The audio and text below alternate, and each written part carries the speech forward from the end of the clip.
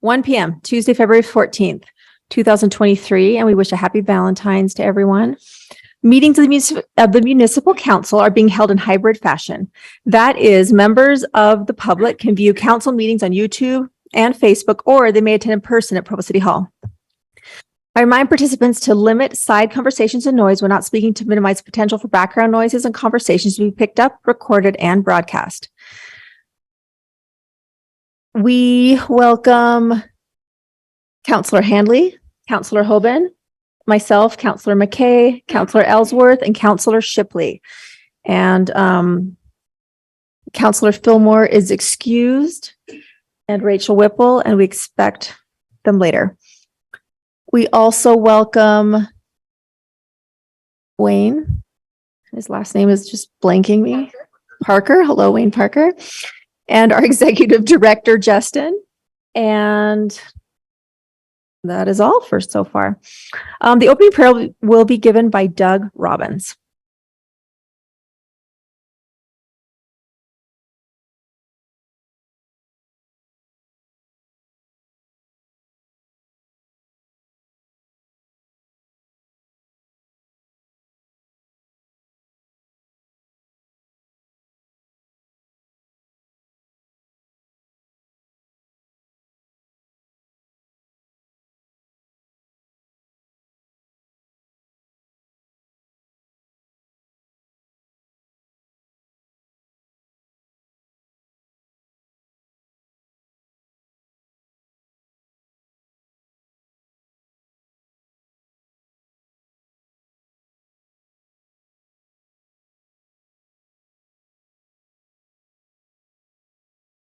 Thank you, Doug.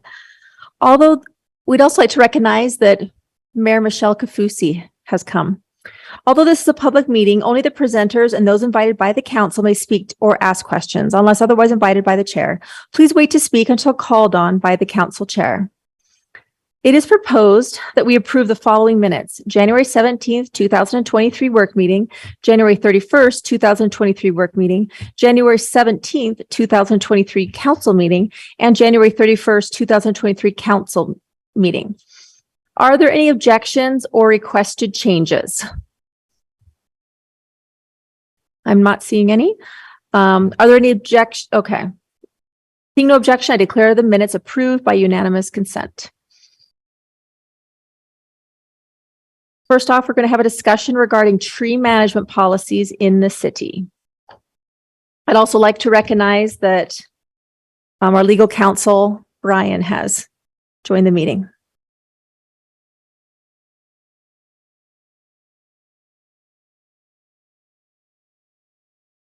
Well, again, thank you very much for the opportunity to speak to you today a little bit about how we manage our urban trees.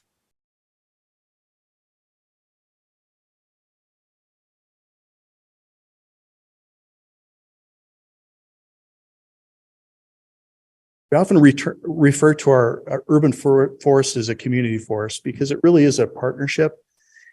Our forest, it really is our components. Doug, is the mic on? Sorry, can you hear me now? Yes. There. Our urban forest really consists of several components. Part of it is trees growing on city property along city streets. Another component are the trees underneath the utility wires, which are managed by the energy department, both of those. Trees growing in city parks and natural areas, which are managed by Parks and Recreation. And the fourth component are trees that are growing on private land that are managed by private property owners that all contribute to the wonderful urban forest benefits that we all receive by living here. Some of the strategies that we employ as managers between Chaz, he's the city forester at the energy department, Chaz Addis, and then us over at Parks and Recreation. Urban forestries typically start out in their management of urban forests by performing an inventory. And we performed one back in 1994 where we found that we had just over 13,000 trees growing in city parks along the Provo River Trail and in natural areas that we maintain. So I would imagine in the years that if the subsequent years, we picked up quite a few more trees. We're probably closer to 14,000 at this point in time. Species diversity is also an important management technique. And then you typically, foresters are looking for a stand of trees that have no more than 10% of any one species, no more than 20% of one genus, and 30% of any one family. And by diversifying the urban forest, you can avoid the devastating effects of disease and impacts to a stand of trees by doing that. Design is important. You want to place the right tree in the right location. It's one of the common definitions of a weed is the wrong place or the wrong plant in the wrong place. So we certainly don't want to do that in our tree planting and in design. So we spend a lot of time making sure that we have good design. Pruning is an important aspect of any urban forest management plan. And in the parks section, we get through all the trees at all of the parks within a 4-year pruning cycle. So that's our goal. And every year we develop a work plan to go about in which areas we're going to be working. Age rotation is also important. Trees are a renewable resource. So it's important when you're managing a large stand of trees like we do in Provo to make sure that we have got a continual replacement of trees. We don't get any one group of trees that are planted all at one time, failing all at the same time. So that replacement planting is another important aspect. And then Arbor Day and volunteer projects. We have dozens of those throughout the year where we invite the residents of Provo to participate in tree planting activities. And then Chaz puts on the Arbor Day celebration that we have every year in the city. Some of the guiding documents, we have national standards that we live by. The first are the American National Standards Institute, or ANSI standards. Those are the specific OSHA standards or safety standards that guide and direct all of the work that our crews do. They're pretty specific, and they've been put in place to make sure that tree care operations do their work safely and avoid accidents. And then the other standardizing body is the International Society of Arboriculture, and that's more of the art and science of tree care. And they've developed best management practices that we employ within the city and the different activities that we perform. And then also we have our code 9.20 urban forestry, which calls out arboricultural standards that are specific to our locality here in Provo. The tree selection guide that is put out by our city forester, and other guiding documents such as the downtown streetscape standards, call out different species and how we manage the Center Street corridor. Pest and disease management is also an important aspect of what we're looking at as foresters and trying to manage. Dutch elm disease came through the United States back in the 70s. You may remember many communities back east were really devastated because a large portion of their urban forest consisted of American elm trees. And for several years, they had complete communities that were just denuded of every tree in order to get control of that disease. Bronze birch borer has affected the birch trees throughout the United States, as well as the emerald ash borer on the eastern side, and it's moving this way as well, and it's affecting all the ash trees. Fire blight is pretty common in fruit trees and also in maples and other species. So we're always on the lookout, trying to control that. And one that's pretty common here on Center Street, we've lost several sycamore trees recently due to sycamore anthracnose. That's a fungal disease that's really affected a lot of trees on BYU campus here and other properties here in the valley that we've been fighting. But that photograph, the upper photograph, kind of shows some of the signs of that disease as it starts to move through those trees. Oftentimes the sycamore roots will have root grafts, and so that fungal disease will spread tree to tree underground. So it's a really tough one to manage. And so that's another reason why age diversity and species diversity are so important. Construction impacts are also something that we try to manage and ameliorate if we can. Wherever we have new development, we have established trees. Sometimes trees can be saved. Other times it's best just to remove them and Our staff with the Parks and Recreation Department consists of an arborist. He's our crew leader. We have another full-time arboriculture technician. So we have 2 people that can work in the trees, and then 2 part-time grounds, 2 part-time staff that work as grounds crew. That's the way we operate. They're certified by the ISA. I'm also a certified arborist. I'm a municipal specialist, and we associate very closely with the ISA Utah chapter and the Utah Community Forest Council. Training throughout the year. We're constantly training our people and so that they can maintain those credentials, and they're the people in the field that are performing task force, parks and grounds. And that pretty much gives a good description of our parks and recreation crews. Chaz is over he's the city forester. Is he going to be? Okay, great. I'll turn it over to him then. Thanks, Doug. I wonder if, should anyone have questions specifically for Doug before we hear from Chaz? I am curious just how many trees, what percentage of trees in the city are Parks and Rec, and what percentage are under the energy department with the other ones? Sure. I remember back in the earlier day, back in 94, when we did the inventory over everything, and I think we're about 1/3 Parks and Rec. So we're excited. It'll be 30 years in 2024. It'll be really fun to update that inventory and really see where we've come in the past 30 years. Yeah, for sure. Okay. Thank you, Doug. Thank you. Chaz, are you ready on Zoom?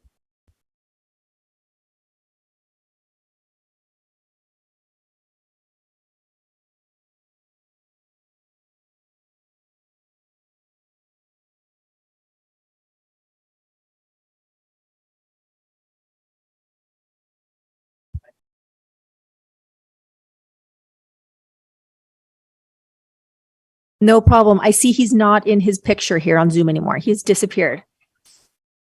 Okay, great. George? So Doug, you're back up. Yeah, sorry. I was just going to see if Chaz addressed this or not, but I thought I'd kill time and ask you. Okay.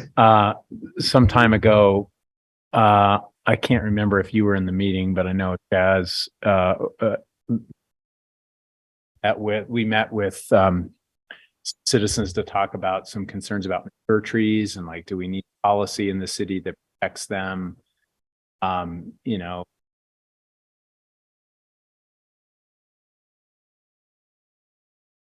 Historic or of special value or anything like that. Do you have a sense of whether or not that's something we want to look into? Well, it really kind of depends on the site and the circumstance, I would probably say.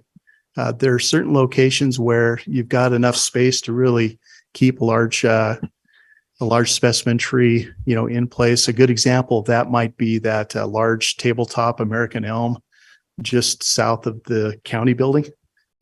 That tree's been there for decades and decades. And I remember when I was in school, we were the tree crew that went out and actually installed some of those supports that held up some of those heavy limbs. That's probably an extreme case of tree preservation, maybe probably a little bit beyond what would naturally be the expected lifespan of a tree of that size and species. There are other locations where it probably would make sense to remove trees and restart. One example of that was around the recreation center. The former armory had sweet gum trees, and they produced a really hard seed cluster that was similar to a Christmas ornament, which I thought was kind of an interesting species of trees to select in front of your, the former senior citizen center. On the sidewalks and things, we're constantly having to rake those things up. So removing those trees at that time of construction and replacing those with a nice stand of uniform Zelkovas all the way along the block has really changed the appearance of that block. I know the state has a historic tree register and a large tree register. People can nominate a tree, and they kind of go through a nomination and a vetting process. So would that be the best way to do it if you have an individual tree that you feel like has a special, like the one you were mentioning earlier? Yes. It's a special value that you get it registered, and that would be best means of protecting it. At the time, we had talked about it. It seemed like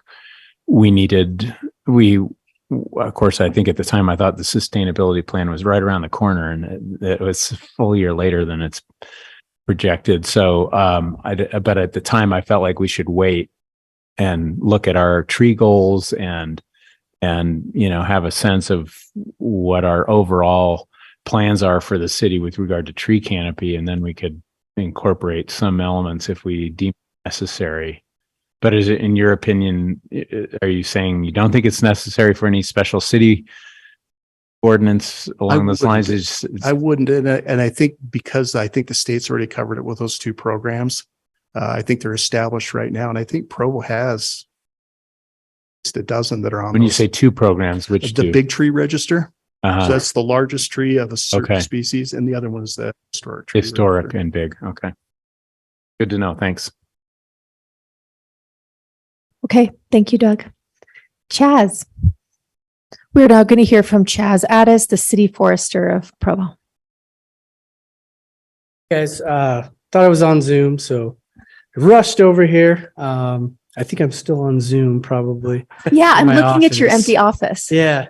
So that's probably going on in my office right now. Otherwise, I just thought I'd go over a little bit of the city forestry as far as it pertains to me within the program. So Doug did a really good job at outlining the entire program. These couple aspects of it are just kind of what I take care of as far as the city goes. So if you're interested and this is right up your alley. If not, then just bear with me for about 10 minutes.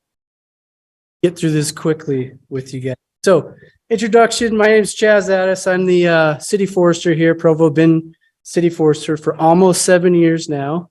I love this job. It's done a lot for me, and as far as my growth is within the tree industry. I started in the industry about 20 years ago, just out of necessity. I needed a job and fell in love with trees and tree climbing. And I found out that I love planting and caring for trees more than I did cutting. City forestry was kind of where I wanted to be. Anyhow, so moving right along here, utility forestry and city forestry are the two things I kind of take care of. I do work for energy, so utility forestry is huge for us. Just keeping that relationship between the trees and the power lines is paramount for us for a few different reasons. But just moving right into it, we have 3 utility forestry crews, and within those crews, we have 3 men, and that each crew takes care of 1/3 of the city. And we try to go through that 1/3 of the city every 3 years. A lot of threes, right? But 3 areas, 3 crews, 3 men on each crew, 3 years per. And then after that, after we keep that line clearance as best we can, and it's not the most aesthetically pleasing if you've ever seen argue that with anybody, but we do it for a reason, and it's best management practices, and it's actually the best way to care for the tree and have as many photosynthetes as it can to survive. If we rounded it over, did something that was more aesthetically pleasing, it would be worse for the tree. So those funny shapes you see out there are on purpose. Anyway, so another aspect of utility forestry is sometimes there's a tree right underneath the power lines, grows back faster than our 3-year cycle. This is kind of a nuisance to our system. And what we do is we offer a tree replacement program. So either a customer or one of my crews can take a voucher out to the customer. Customer can go down to the local nursery and buy a tree, plant the tree near and around the power lines, depending on its size, something that we don't have to come back and prune again. Or in cases where people can't get out and actually purchase the tree, bring it back, my crews will actually grab the tree for them, plant it on their property, and give them a little information on how to exactly care for the cycle. Another aspect of our utility forestry program is our Trees for Energy Conservation program. So our tree giveaway, our big tree giveaway program, where we give away 400 or 500 trees each year, so that our customers and residents can place them around their properties strategically to save on energy costs through time, right? So as the tree grows, more energy saved. And then we do a Tree Line USA program, which is an Arbor Day Foundation program that we participated in for quite a while, and I'll go into that right now.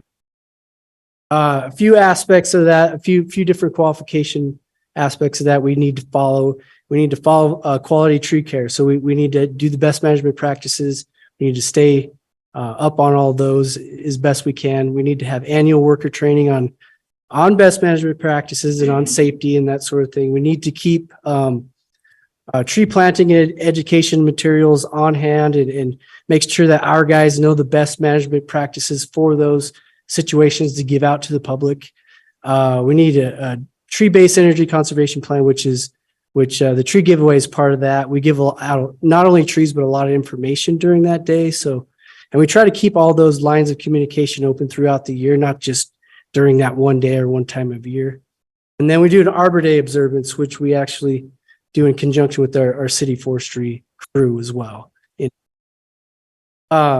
Last year, we got our 26th consecutive year as a tree line utility. We put in for the 27th. We've already got it approved, but we haven't been to that meeting yet. So it's kept it at 26. So we're at 26, soon to be 27 consecutive years. And that makes us the longest standing Tree Line USA in the state, which is great by a long shot. So good. Moving right along to some productivity numbers for you guys. We keep track of the entire system, and we collectively want to see between 7,500 and 8,000 trees pruned or removed within the system, just to keep things 10 feet away or better, keep the utility forest safe and reliable. And those numbers run perfectly into this graphic here, which shows you exactly, well, if you can read it, how many tree cause outages we've had. And 10, 15 years ago is consistently about 25 to 40 tree cause outages per year, which is kind of a lot. And we've pared it down over the last 6 or 7 years to just under 10. And only 2 of which, on average, have been what we call preventable. So something that we could have pruned inside of that 3 years, but got away from us somehow. And then the other 6 to 8 are unpreventable. They're just trees that have come over because of like a storm event or something like that. So we're doing pretty well. If that graphic keeps going down, that's kind of where we want to be. So moving right into city forestry, and there's a few programs. The city forestry program to me means the park strips or the mow strips or whatever you want to call them, parkway strips. It's that little piece of property that exists in between the sidewalk and curb and gutter that we take. And we take care of every one of those park strips as long as they're over 4 feet in width. Anything under 4 feet in width is just belongs to the as part of our program. Another part of that is public education. Obviously, we want to make sure that they got as much educational material out there, and our guys are educated, so we can pass that along to the. And then the most predominant award that the Arbor Day Foundation gives out is the Tree City USA. You might have seen the placards coming into town and stuff. It's a Tree City. We've been a Tree City for a long time, and we keep that up because it's important to us as our. And also I wanted to touch on our street tree inventory just because we completed it a little less than a year ago. So it's pretty new. And it provides a lot of good information so we can pull data points from it and stuff like that. So I wanted to do a little update. So the Tree City USA, we got to follow a few different criteria as well. Got to have a community tree ordinance. Doug talked about it's 920. We keep that and we try to update that as much as we can and try to keep true to that as much as we can. Well, we got to spend $2 per capita on trees or tree related materials, pamphlets and information and personnel and that sort of thing, which we do.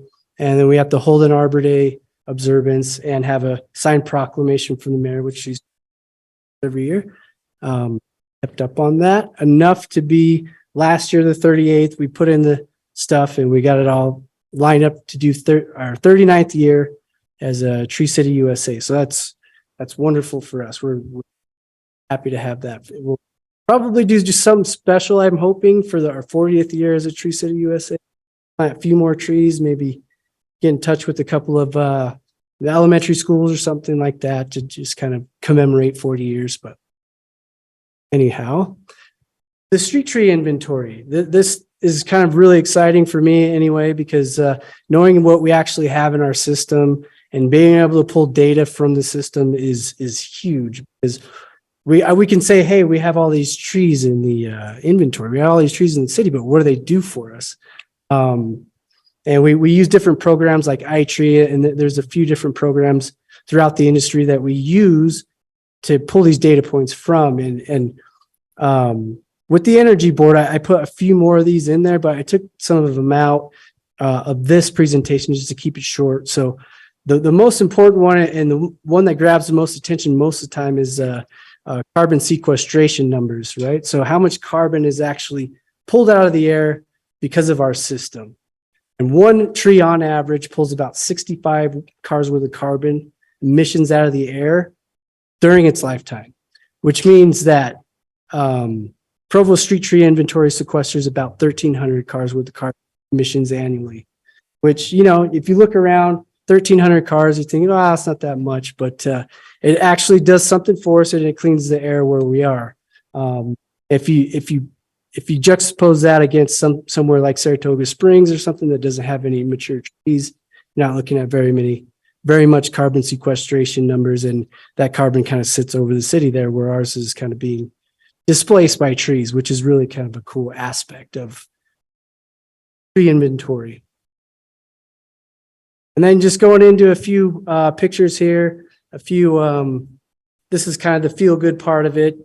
The mayor's come out a bunch of times and helped us plant trees. Her husband has too. And you can see there he's a big dude, and he knows how to dig a hole. So anytime we get him out digging more holes, more trees go on the ground, we're happy. So moving on, this is a picture of our Trees for Energy Conservation giveaway. The one that we do on Provo Power's property. We set up all 400 or 500 trees there. Residents and customers come in and they pick the tree of their choice. We give them planting, watering, and care instructions, and then away they go. Hopefully they plant all the trees possible right here in Provo and get a more diverse. And then we just have a picture. I love when the kids come out and help us plant trees. It's a great way to get the message out there and make sure that kids know that trees are important, and maybe they could look back and go, hey, I planted that tree when I was 5 years old. Look at it now, you know, that kind of thing. So a couple more things, just guys hard at work, you know, just some dude swinging an axe, you know, me, but my guys put in like 400 or 500 trees per year. This is probably the only picture of me swinging an axe, but they put in a bunch of trees each year, and I'm pretty proud of the work they can actually accomplish within one planting cycle. It's really kind of amazing to see. So the volunteer efforts are always great. We always get a bunch of volunteers out when we're asked. Better the more involved the neighborhood chair, the more volunteers we get, and we seem to get a lot every time we try this. So we're always happy to help and make sure that we get as many trees in the ground as possible. Now I just keep this picture in here. This is a late employee of mine. His name was Brian Lee. He passed away a few years ago. I just like to remember him and the effort he put into bolstering our urban forest. So I keep the 21-22 fiscal year, we pruned just over 1,200, removed just over 250, and just over 350 trees within the system. And those trees planted are in vacancies, right? Those are trees that would have not been planted otherwise. Plant them in the ground, and we hopefully just see that number keep rising. So that's where we're at with just to conclude, we have three-man crews within our utility forest, serving over 30,000 trees in the utility. One three-man crew taking care of that 15,000 or so park strip tree area. And our focus is always customer service, power service reliability, and just safety, making sure, that the trees stay safe and the public stays safe from the trees. So that's about all I got for you guys, unless you got some questions for me. Thank you so much, Chaz. Before we ask questions, I want to recognize that Counselor Bill Fillmore is on Zoom and Counselor Rachel Whipple has joined us. Anyone have questions? George. Thank you, Chaz, for all you do, and Absolutely. and Doug as well, and all the people involved in our wonderful tree programs. I just wanted to know if there was an update on I guess you said 353 trees had been planted. I know we had this 1,000 tree planting plan. So is that part of that, or where are we with regard to that? Yeah. So the 353 trees planted, like I said, are in vacancies. So the meaning of vacancy to me is somewhere that we wouldn't have planted a tree that wasn't like on the slate to have a tree planted because of a new development. Right. So that 353 trees is outside of the development protocol. So those would go towards that 1,000. Correct. Do you know where we are toward that 1,000? Have we tracked? We only planted about 65 trees otherwise. Mhm. So we're, just over 400 trees. Okay. So we're almost halfway there. What is there anything you think we need to do to kind of, I don't know, I just feel like that goal, I wanted it to we trumped it when it happened and made a kind of a deal out of it. Of course, I think, as I remember, COVID hit right when we were going to have our big initiation we had the program. Big plan. We had big plans, and it was, I think it was the second week of February 2020. But there had been some appropriation of funds for it, and there had been a donation. So I just wanted to make sure we honor that and track it and make a deal out of it when we get there. Anyway, if there's anything you think we can do to help from the council's end, let us know. Great. Will do. Yeah, I think we're about halfway there. And if we get a couple more volunteer efforts and then just keep looking for these vacancies, I think we'll hit that 1,000 trees, no problem. Cool. Thanks. Counselor Ellsworth. Hey, this is terrific, and I feel very passionate about our urban forest and the tree canopy and the benefits that you provide and the benefits that the trees provide. So thank you for doing this. I live in a neighborhood with trees that are like 80 plus years old, and then I get complaints from my neighbors about how the branches are falling.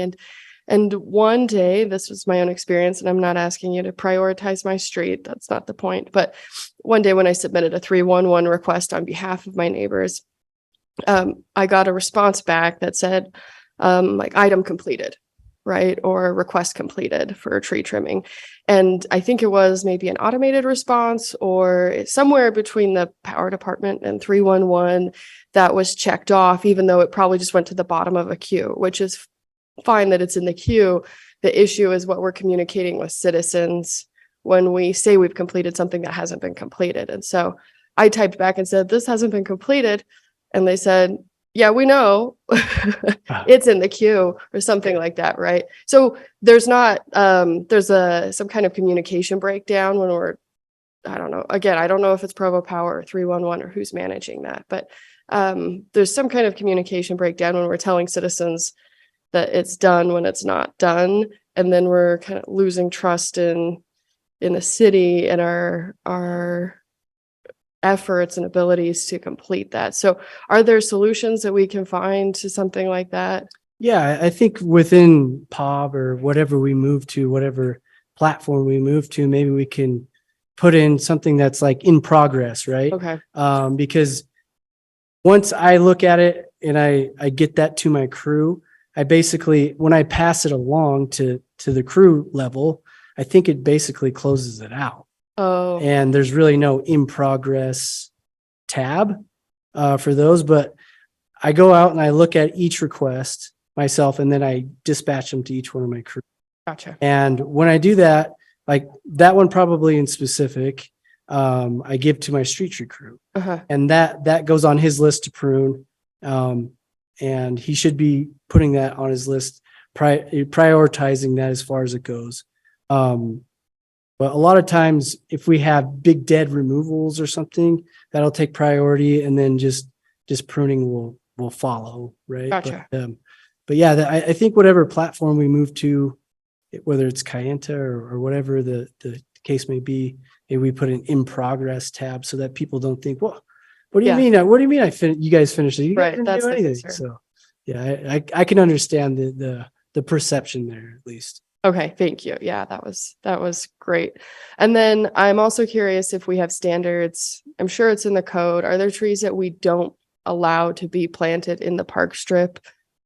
Yeah, we have a bunch of trees that we don't allow at all. Anything that bears fruit, conifers, evergreens, anything like that, we don't like, just because they're very wide Mhm. and you can't really prune them up to make them look. Yeah. And then anything that even has little fruit on it, we don't. There's some crabapple trees we'll put up with, but like for the majority of the time, Okay. if it drops something that's a fruit or that's smelly or it's kind of weird, that we kind of take it off the list. Okay. Yeah, I'm just thinking of a place I often used to walk where it was probably some kind of crabapple or fruit bearing tree, but the limbs were quite low. And so the canopy was at pedestrian level, but you're probably working to not have developers install those kinds of trees, right? Correct. Yeah. Anytime we can have a tree inside of that park strip that doesn't hang real low, we don't have to prune up or prune back to stay Yeah. off of the sidewalk or roadway. Better. Okay. Terrific. Thank you. You bet. Counselor Whipple. I'm so delighted that you're here. So Good. excited about this. So is the policy not to plant any more trees that drop things on the ground? So like no more horse chestnuts? We want to keep it biodiverse out there as much as we can. So if it drops every tree is going to drop something, right? But the trees that drop a bigger fruit or something like that can become a nuisance. So we like to stay away from those as much as possible. But and I don't think we've we've planted a horse while. Not for a long time. Yeah. I live in an older part where we've got horse chestnuts and walnuts and things like that, which, will make you trip and fall. Right. Totally Yeah. fine. We're trying to stray away from that sort of thing so that we'll not have to like sweep their sidewalk very often. Yeah. We want it as maintenance low as possible. Yeah. So I noticed on your list, you have things like Russian olives, which are a horrible invasive species. Are those just ones that happen to be here? You're not planting those, are you? No, those Okay. those exist, but they're not on the planting list at all. Siberian elms, Russian olive trees, Tree of Atlantis trees. Yeah, the tree of heavens. Those are all invasive species that we don't plant. And I would be surprised to see those in the nursery at all. But Yeah. I just You can noticed get a some hold of on them your somehow. little inventory, which I immediately sent to my husband, who is a botanist and does the plant diversity courses at BYU. yeah. So he knows all of the trees here. Oh, that's awesome. Yeah, he would love to talk to you. Great. So as we're looking at doing kind of flip the strip programs where people are able to convert their park strip into a xeriscape, are you going to be updating your informational packets so people know how to keep those trees alive in a xeriscape landscape? Yeah. I think the idea right now is to educate people and have the proper irrigation systems that we need to keep those trees alive. What we want to do is cut down on the amount of water use, right? Like that's a big issue right now is how the water is being used. And you go by somebody's park strip and they're watering, the sidewalk and they're watering the road. We don't want that. What we want to do is educate people on how to use their watering methods correctly, and not only that, but when we put in-ground irrigation or drip irrigation, whatever you want to call it, inside that strip, how do we care for that? How do we make sure that it's working all the time? And how do we make sure that these trees, especially the existing trees that we've tried so hard to put in the ground, stay alive? So that's kind of where we're putting our efforts right now. Yeah, because I have seen people try to let their lawns and things go brown, but then they're not watering enough to take care of their trees because they haven't changed their irrigation system. And I want to keep all of our park strip trees. That's a huge worry for us right now, is actually keeping these trees alive, and at the same time cutting down on the amount of turf grass that's out there, because we don't want to perpetuate this turf grass thing, with the amount of water that we have to use, but we want to keep those trees alive so that we can still have an urban forest. Have you seen any change in the number of volunteer groups that are doing tree plantings? Is it still good? I mean, have we lost it with the change in the scout program? Yeah. So scouts were a huge thing. They were a huge help before. Also, before COVID, volunteer groups were a lot more willing to come out and help. But I think through that 2-3 year COVID cycle, people just kind of lost touch with wanting to get into big groups. I think there's still a little hangover from that, but we have had a few groups come together and plant trees, but been less consistent than before for sure. Thank you. Okay, sorry, we're over time, Chaz, but I do have a couple quick questions. Sure. When trees are in rocks versus grass, do they take more water? Yes, they do. Like percentage wise, or the difference? I don't have any numbers on that, but not only that, but if you put rock underneath them instead of grass, it kind of reflects that heat as well. And the trees within the park strip are already in a heat island. They got a sidewalk on one side, they got the road on the other. And if we put nothing but rock inside the middle of there, then we're just creating this giant heat island that could actually sun scald the bottom of the trees. So it's not the best thing to just. Okay, I was wondering what are trees required in the park strip? Is that a zoning thing? They are required. So every home is required. What is the accountability for that? The accountability for them to, like, what if someone doesn't plant trees in their park strips? Do you guys do that, or? We do our best to go out and make sure that the trees that are required are planted, and we know where the newer developments are. And through City View, I see all the plans come through, and I attach the right amount of trees to each property, so the property owner is paying for it through their impact their fees. fee schedule. Right. But actually having people know that they have to come through. Most of the time, the developer is good about telling them that, but every once in a while, it's not very often, but every once in a while they do just opt not to put them in. So we'll go around when we're putting in trees on both sides of a property. We're like, hey, are you guys putting in irrigation? What's the process? What's the plan? Okay. On your one slide that had the amount of trees removed, amount planted, the removed ones, do we assume that each of those were replaced, or is that not the case?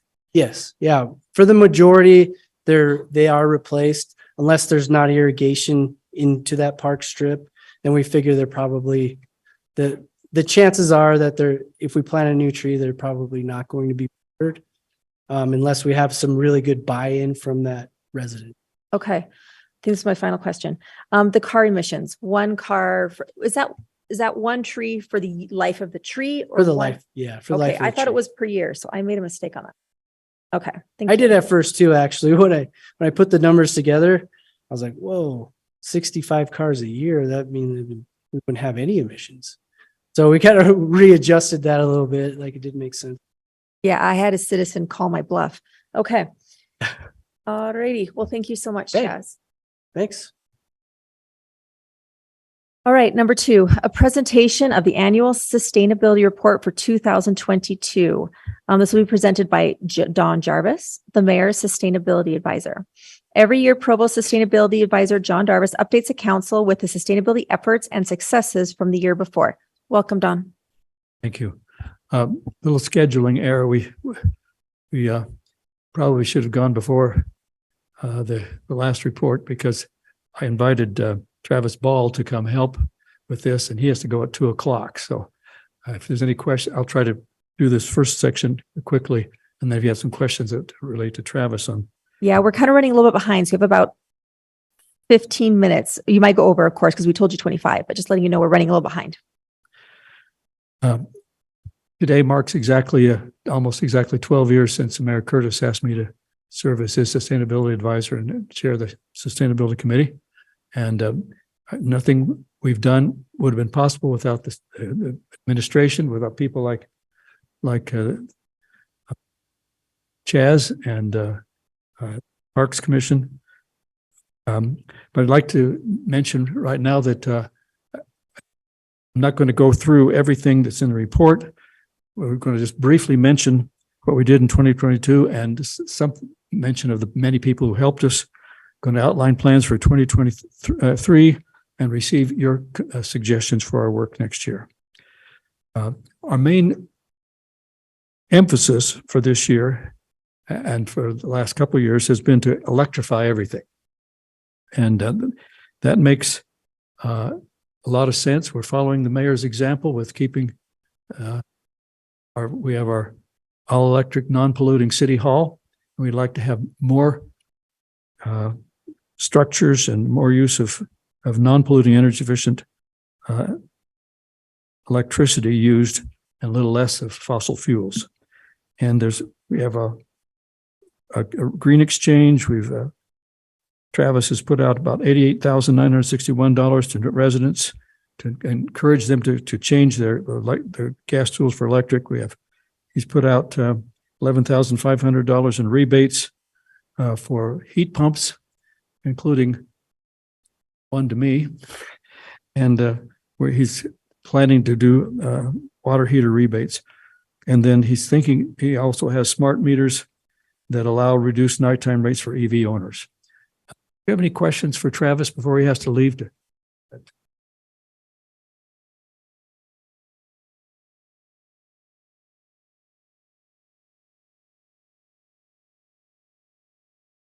$297,000 for green exchange to this point. So that's $263,000 for lawnmowers, $30,000 for snow blowers, $2,200 for grass trimmers, and leaf blowers, $800, which is about $297,000, almost $300,000. In addition to the heat pumps, we're also working on gas, trying to incentivize people to move to electric water heaters. So that should be coming out on Renew Choice. So if you have any questions about what we do in the power department, go to renewchoice.com and all the programs are right there. Thank you.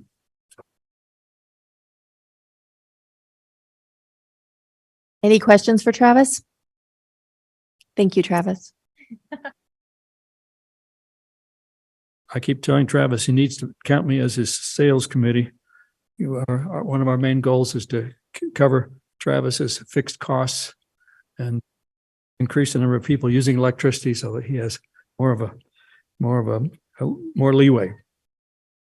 I should mention that I put in a heat pump to replace when my downstairs furnace quit. I put in a heat pump, and within a week, Provo Power sent me $1,000. And that was the week that we had 2 degrees Fahrenheit at night, and it worked great. There was no problems. Downstairs has never been better. In addition to these incentives are an encouragement of people to change fossil fuel for electricity. By the way, our electricity is now almost 50% renewable that Provo City Power gives you. We do a fair amount of outreach too, and the committee has a number of educational displays. Maybe we can move to the next. We did displays at 3 different displays during the year, and we talked a lot to a lot of citizens about the importance of using electricity to reduce pollution. We do a lot of school visits. Now, last year, not many because of COVID, but this year we're in full swing And the intent is to visit every school, every primary school in Provo School District, and whatever secondary schools will invite us.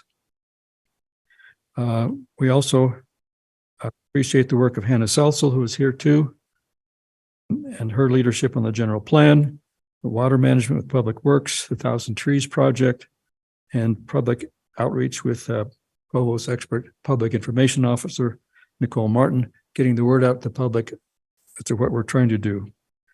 We also have Green Business Awards. Switch to the next. Of course, BYU does. We work with BYU as well. We have a BYU Sustainability Coordinator as a member of our committee. And they do a lot of great things there and represent a large fraction of Provo's population. And then we also have Green Business Awards. The mayor presented an award to Gurus last week. And we appreciate the work of several of our businesses to try to reduce their pollution and to increase the use of sustainable methods. We also have an agricultural commission, which reports directly to me. And Sean Miller has worked on that, and he's done almost all the work in protecting 180 acres of open land in Provo's northwest side. On pages 8 and 9 of the report, here it is. Sean, especially on page 9 at the top, he invites the commission to protect the last remaining open land north of Provo River. I would like to recommend that the council invite Sean to discuss that with him as to what needs to be done to protect these last remaining parcels of open land north of the Provo River. And then our plans for 2023, I think we're going to emphasize the airport expansion and what we can do about that. I don't think anybody is more excited than we are about the fact that Provo Airport is being widely used, and it's going to be more heavily used. But with every good thing, there are side effects. And you probably know that airports involve a fair amount of pollution. There are 3 main kinds of pollution that we need to worry about around airports. One is particulate matter pollution. Second is lead pollution, because I don't know if you realize the fuel that's used in airplanes is leaded. So even though none of us use lead fuels in our cars, those airplanes are spewing out a lot of lead every time they take off and land. And the third thing is noise pollution, which has an enormous effect. We have a lot of people who would like to live on the west side. This is going to dramatically affect their quality of life. Maybe we can just take a quick look at some issues of pollution that we may need to pay attention to.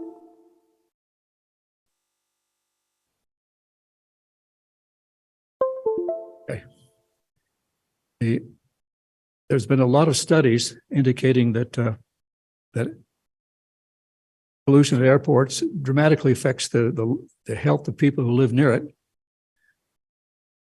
And there's particulate matter, lead pollution, and noise pollution. Next slide shows the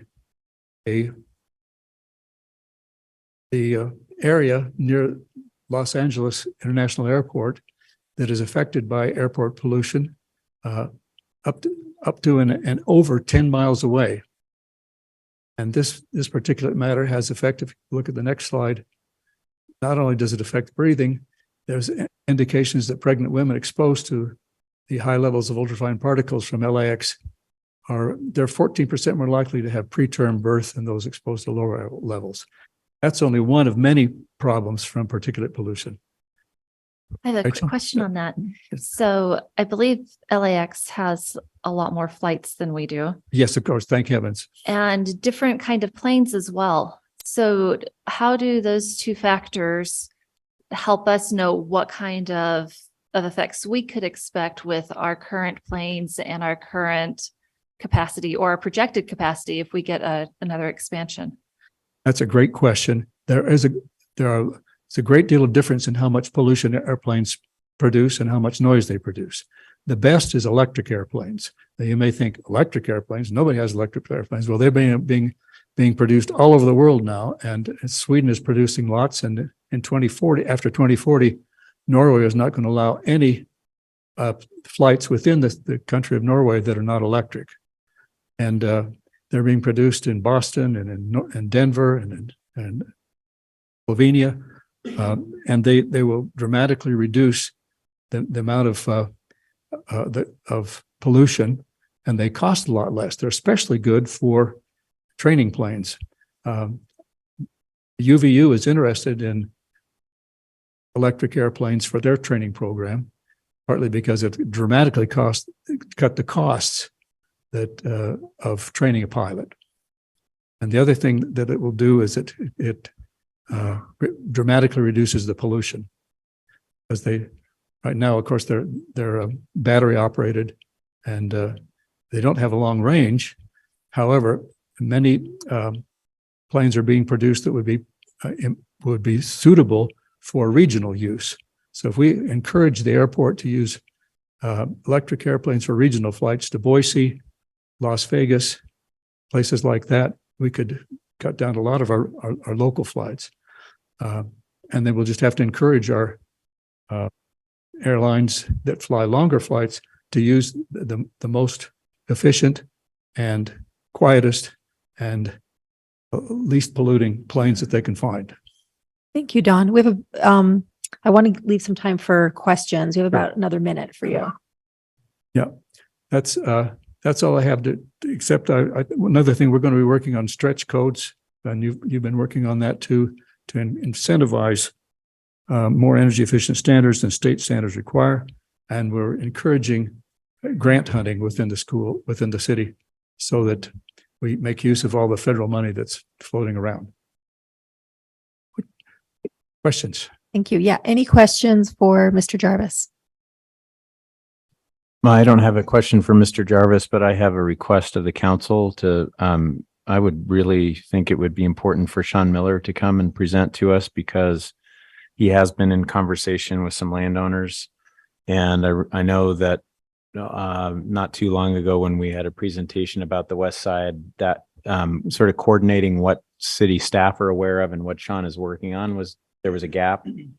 And Sean has prepared a map, and I don't know if that's reflected in the map you just showed us, but I think I would like to make that request to the council, that we invite him to give a presentation at an upcoming work session. Is there anybody else who would agree with me on that? Thank you. So I guess that's formally requested. Note for staff. Yep. Great. Anyone else have questions? I know I had one question. When I read your report, Please. You mentioned something about people with electric cars can call 311 and get different pricing if they own an electric car. Now, I thought we changed our pricing to a time-based situation, which would mean it would be cheaper at night anyway. But what is this extra piece that you get if you do own an electric vehicle and register that with the city? Well, that's I'm not quite sure why you have to call the city, but it's partly so you get billed correctly. It was in your presentation that you need to call 311. Yes. But I don't know. I don't know if that's. Yes, it says. I should have asked Travis that before he left, huh? Right. Provo recently modified its billing system to incentivize electric and/or plug-in hybrid vehicles by establishing new reduced rates during the late evening and early morning hours.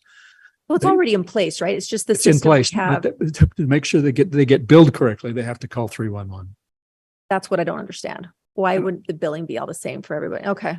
I don't know exactly, Okay. but they can't. Anyway, they don't go through Provo Power. Say, I've got an electric vehicle, and I want the advantage of this of plugging at night when it's cheaper. You have to call 311 and get the billing system set up to do it. Okay. Yeah, Wayne can probably add to this, but Provo Power earlier last year came up with a separate program that you could opt into, and it would allow for a rate time of day discount based on your usage. And so I know there's an opt-in program, and that's probably what it's referring to, is to opt in on that. Oh, so everyone's not on I thought everyone was That's on correct. No, you have to opt in to use the time of day rate structure. Okay, gotcha. Thank you for that. I Good did question. not know that. 311 will get you signed up. Okay, thank you. All right. Any other questions? Okay, thank you so much, Don. We're grateful to you and your wife, especially for all the outreach that you guys do at the schools. Yeah, Janelle is also an official member of the committee, and she heads up the outreach to schools, and other members of our committee also help her. And we also got a Timpview High School student who's helping her mother make some of the presentations too. That's wonderful. Thanks for your time. Thank you.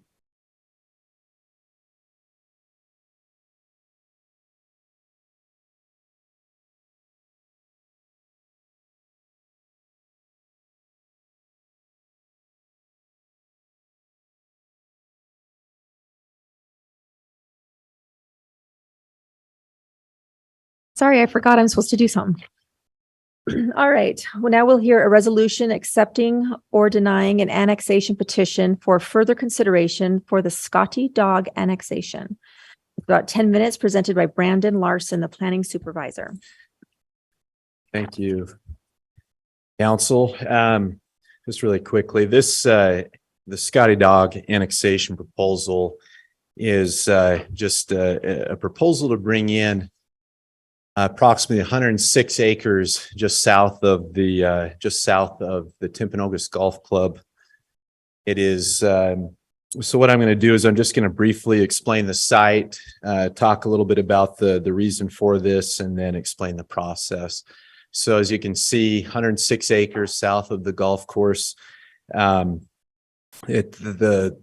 total area there, that land is 5 parcels and then a little bit of a 6th parcel. There was a little bit of a parcel right there that was left out. It belongs to that, and somehow it got left out of a previous annexation. So that little piece would come in as well. It's all city-owned land, and as you can see, it's pretty wet. A lot of wetlands on that property. The right there, that is the southern the southern boundary of the proposal and the northern boundary of Springville City. So this would bring the two cities up against each other. Recently, we adopted the general plan, and part of that was the annexation policy plan. And this particular property that we're looking at here is part of annexation area number 2. That document, the annexation policy plan, says this land should come in as parks, should come in with the parks, recreation, open space, land use designation. And along with that, if we bring it in, then there'd be a corresponding zone, the OSPR zone, the open space preservation and recreation zone. So a little bit on the purpose for this. It's pretty simple. From what I've been told, there's been some activity the city would like to patrol a little bit, keep their eye a little more on this property, and they can do that better if it's been brought into the city. Apparently, we've had some of the in-house population on this property and want to patrol it a little better, from what I've told. Here's a little closer shot of the property,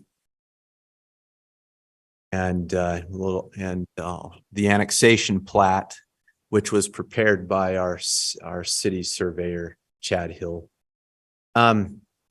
So what we're asking you to do today is just simply to accept this petition. Pretty straightforward. This is at the first of the annexation process. We're asking you to accept the petition so that the city can consider this annexation further. If you accept it, then we will then it will trigger a process where the city recorder and the city attorney will review the state and city code to make sure that the annexation proposal is in compliance with applicable codes.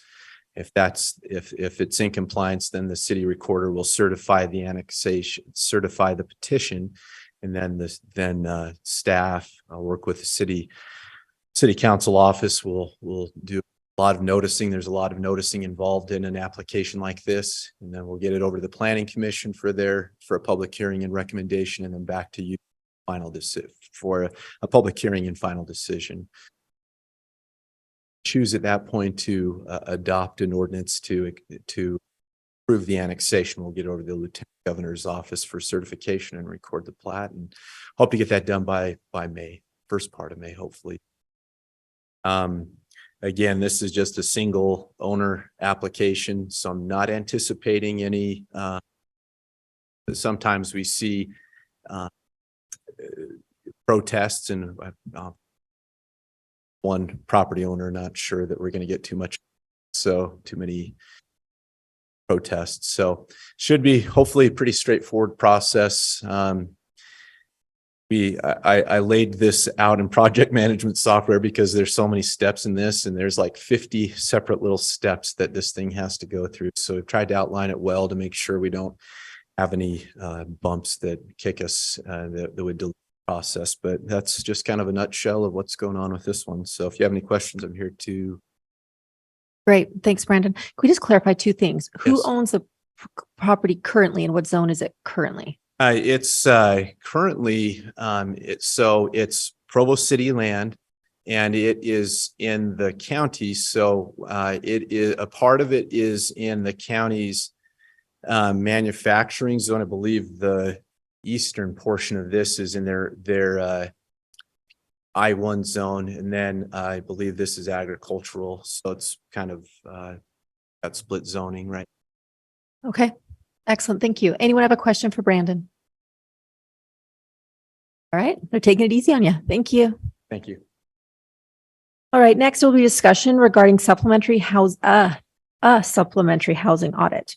And that will be presented by council staff, Delia Daly.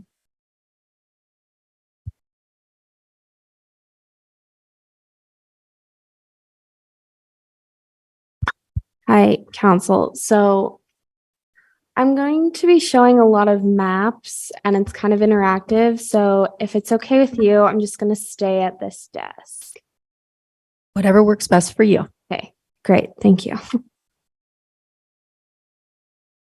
All right. So this is a follow-up to our last meeting. So I'll kind of just go through first a recap of last meeting. So in the work meeting on January 31st, Council directed staff to report back on the Gardner Institute study and the specifics, and then research data already available and tracked by the city, and then kind of outline the beginnings of an RFP, and then come back with any gaps and to come back to the council to ask for more direction on things that we still need some information on to finalize an RFP. So first, the Moderate and Affordable Housing Database, that is the official name of the database that the Gardner policy was directed by the state to put together, and that should be completed in August of this year. So specifics on that, the main goal is to calculate the need for moderate and affordable income rental housing. So it's mostly focused on rental housing and an inventory of that, and based on the supply and demand of rental housing, and not even necessarily breaking down the different types, but more based on demographic and AMI, area median income data. And then there will also be some attainability metrics for home ownership. But again, this is based on AMI and demographics. So it's really more about the supply and demand of housing, and specifically rental housing within cities and counties. And so looking at data sources, they're looking at the stock of rentals currently built, but then also they're trying to get data on entitled, but it's kind of hard. And that is something that the Commission on Housing Affordability and specific legislators have actually asked for that to be included in a further update to this original database. So entitled units will also become part of the database, but that is going to be further this year or even next year. They're also going to include the demand for rentals, and this is based on data and forecasting out population increase based on 2020 census data. And Yeah, so it's going to be done city, county, and state levels. So that's kind of an update on what that database is going to contain. And I think it will be really useful for us so that way we can, see what the city's needs are and to have a professional do that for us and really analyze that data. But in terms of what the council has noted that they want in a housing audit, this is not going to get down to those specific questions. So before I move on, does anyone have any questions or comments about the Garner study? Did they actually get back to you and answer Yes, your they did. questions? Okay. They actually apologized deeply and said they were in a million meetings up at the Hill. So, yes. Okay. We good? Right. Thank you, Malia. Well, I have more. That was just on the Yes. Garner stuff. Please continue. So then I went and looked at data we currently have. And so looking at this and putting together an RFP, council staff, we really came out with 2 sets of 3 questions. First is answering what, how, and why. So what do we want to know? How are we going to find that out? And why? Once we have that data, why do we want to know that data? Which kind of then goes into this input, output, and outcomes. So inputs is the data that we have. Outputs is, okay, now you can tell like how many apartments are in the Dixon neighborhood versus detached single family homes. But then answering the outcome question is, why do we want to know that? And how is that going to affect land use or policymaking decisions? So I spoke both with Development Services and GIS, and I believe Development Services is here. And so after I'm done presenting what I have planned, if you have questions for Development Services, they're here and can answer those. Speaking with Stan and GIS, and Stan is great, by the way. I met with him, and these are not all of the metrics that they have on Provo's GIS map, but these are just ones I think would help us in making land use decisions or topics that I've seen discussed either in Planning Commission or here in the council when talking about housing and the general plan and neighborhood plans. So I'm going to pull up our GIS program for Provo right now, just so you can kind of see, we can kind of look through all the different layers and how specific we can get data for different neighborhoods. So I mentioned Dixon, so we'll go over here to the Dixon neighborhood. So you can look, so address points, if you click this, it has address points for every unit on every parcel. So some parcels have more than one unit on there, and you can have the address for each of those. You can have that turned on at the same time. Maybe you have subdivisions. So these are subdivisions, so they were developed, the same times, same plans. Major and local street plans. This will be helpful for BRT routes, BRT stops also. So when you're looking at high density housing, you can have that layer on when you're also looking at maybe subdivisions or the amount of units within a single parcel. Some other ones I wanted to point out, obviously there's the neighborhood overlay, but this also includes permit parking areas, which so far our permit parking areas are areas in which there's high density and a lot of demand for on-street parking. So that can kind of indicate that there's a lot of people living in that neighborhood, that area. General plan, there's a lot of things you can click on for here. So I'm going to just show this layer. So this is the general plan. And it has all the different kind of what these are planned out to be. So residential or mixed use or downtown.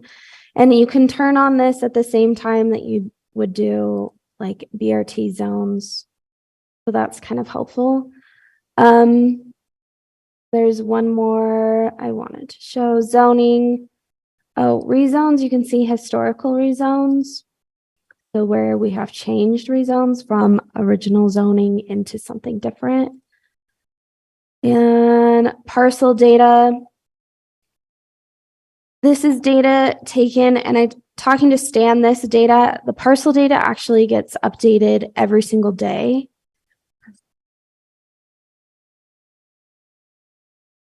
This actually gets updated every single day. So the county sends over all of their parcel data to Stan, and then through the GIS software, and Stan being great, this gets updated per parcel every day. So if there's a change, here you can see the address, parcel ID. If you click on that, it takes you to the actual land record of, and shows you the history of all the owners there, tax history, anything. Also, this is something that I found interesting because I know we've talked about this in Housing Committee last year, is owner occupancy. That's also in the ADU discussion. So you have the site address, but then you also have the owner's address. And I was just exploring around the city, and there are a number of single family detached where the owner's address is in like New Mexico versus the site address. So, and then it has the type. So this is all just indicators that the county has. To build off of this map, I was looking in, the council also directed to look into Logan, and they have some maps and metrics for housing that Housing Committee had looked at last year and they liked. So Logan specifically has this map called residential occupancy. So they have the, hold on. They have the per parcel data, just like we do, that they pull from the county. And then they've put an overlay on that. So every yellow block is a residential, and then gray is non-residential. And then within each of these yellow blocks, so if I zoom in, it'll have the number of units on that parcel. So this parcel at this address just has one unit. If there's more than one unit, there'll be multiple addresses. And then based on the zoning classification of that unit on that parcel, it'll say the max number of unrelated people. So that's kind of their definition. Like we have our own specific definition of what a family, or the number of people that can live within a zone in one unit. This is theirs. And so they have that indicated for every unit on every parcel as well. And then grandfather status, which is just like non-conforming use. So here you can see this, there's two. So this is a duplex because it's on one parcel, but there's two different addresses. And I asked Stan about if we could add a layer just like this to ours. And I thought it was going to be very hard to do that. And he was like, yeah, no, I could probably do that really quickly. Actually, it wouldn't be that hard. So Stan is going to add that as a layer onto our GIS. So I wanted to show all of those maps to you guys. And then let me try and find my again. Sorry, just real quick Yeah. on that one. Were you able to click on, did I see licensing? Would ADU licensing be one of the things that you could overlay? Yes. So you can put RDLs and ADUs also over that specifically and tag that on to the, so let me pull up like this again. So if you pull up the parcel, so then you could look in, and each one could have like the max, it could have the number of units, the max number of unrelated people, the grandfather status, but then also you could have RDL and ADU also in there. Sorry, I meant, so currently that's not there. That's on currently ours? not, Yeah. we don't have Okay. it on there, but Yeah. Stan Yeah. assured You me can that was overlay that. fairly easy to do. Okay, thank you. He said, as long as there's a data set or one that we could make, we can put anything we want. Stan also wanted to say that if you're looking at other cities' GIS capabilities and GIS maps, and you're like, oh, this is a really cool layer, this would be helpful, to just send that request to council staff and we can send that over to him and he can work on that. So that's just a side note. Let me get back. So, in addition to, also a GIS data, Stan also talked to council staff about a software called, so it's under the same program through which we have our GIS right now, but it's called ARC Community Analyst. So this would just be a software program that the council office could get a license to, and we could run reports per neighborhood, per zoning parts of the city, per demographics. Like, we could run a number of reports, and Stan has agreed to set up a demo call with us, so that way we can really see all of the data reports we could run, all the different kinds of inventory we could run, how specific it would be. Cost wise, it would only be about $100 a year, which is great. And so we're going to have a call with them and to go over all the different reports and statistics that we could get out of that software. So as far as data that we have in-house and we already have. Leah? Yeah. Counselor Handley has a question for you. Okay. Yeah. Just curious, if this, is this data that you just showed us on the map, are these things that the staff is already using in their preparation of reports, or is this something that we could have in the report? I think that would be a good question for Bill. I don't know the planning process, how they put together staff reports, the details of that. Okay. Bill's coming to the mic. While you're coming up, I guess just the question is, to what degree is this already being done? If it is there more that you could say in the reports? Like if I don't know, if you're looking at a higher density development proposal and there are questions that are raised about, how many do we already have in the area, or what kind of congestion problems? If there's data that you can pull in the report that would be relevant to the question. I think I was just thinking along the lines of whatever we can do to sort of help us have a better set of tools to know how something fits or doesn't. Yeah, the staff uses the GIS and many of the layers that have just been gone through on a daily basis, and we use them to prepare our reports. If you feel like the staff reports that you have been seeing or you typically see aren't granular enough and you want us to try to go down another layer, we can do that. We try to always look at surrounding land uses to any kind of proposal, because that helps inform us as to whether or not we should support that request or deny it or be against it, recommend denial of it. So we look at surrounding land uses, but it sounds to me like, George, you might be thinking of more granular than what we've been doing. Is that your impression? Well, I'm not sure. I'm just remembering a handful of cases over the last while where, we've had arguments going back and forth about how much a certain part of the city already has or doesn't already have certain kinds of housing. And in those cases, I don't remember, I remember feeling like I needed data that I didn't have. And so I don't, maybe it was already there all along that I could have just looked it up or had somebody walk me through or something like that. I don't know what the right solution is per se. I don't want to, create a layer of labor that's not necessary. So I don't know, maybe it's just the kind of thing that you do when it's triggered in a certain way, or I don't know. My impression is I think we could do better. Part of it is the sheer volume of the reports we write. Right. And we have staff that are every week they're writing those types of reports. But I think, especially in some certain situations, some certain types of application, I think we should look at providing you better detail. Well, it certainly helps me to know that I can do that too, right?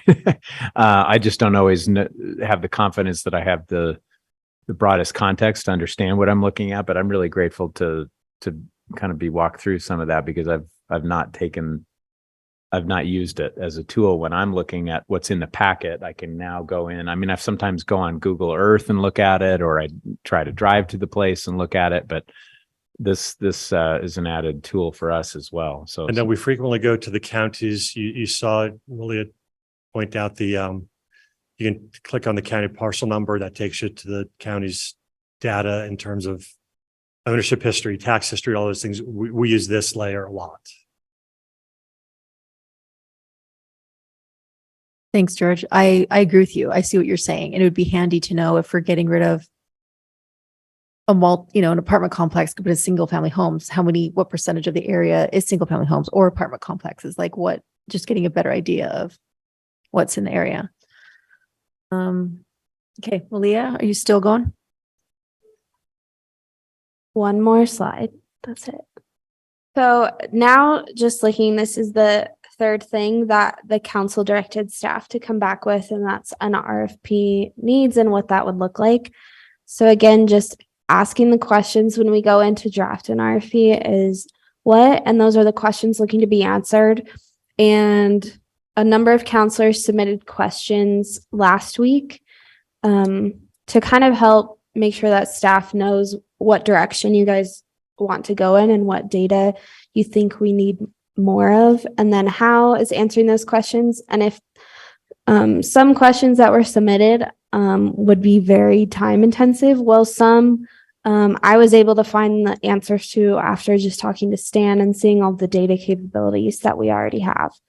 And then the why is, why do we want to answer to that question, or what's the practical application after you know that knowledge or you have that data access?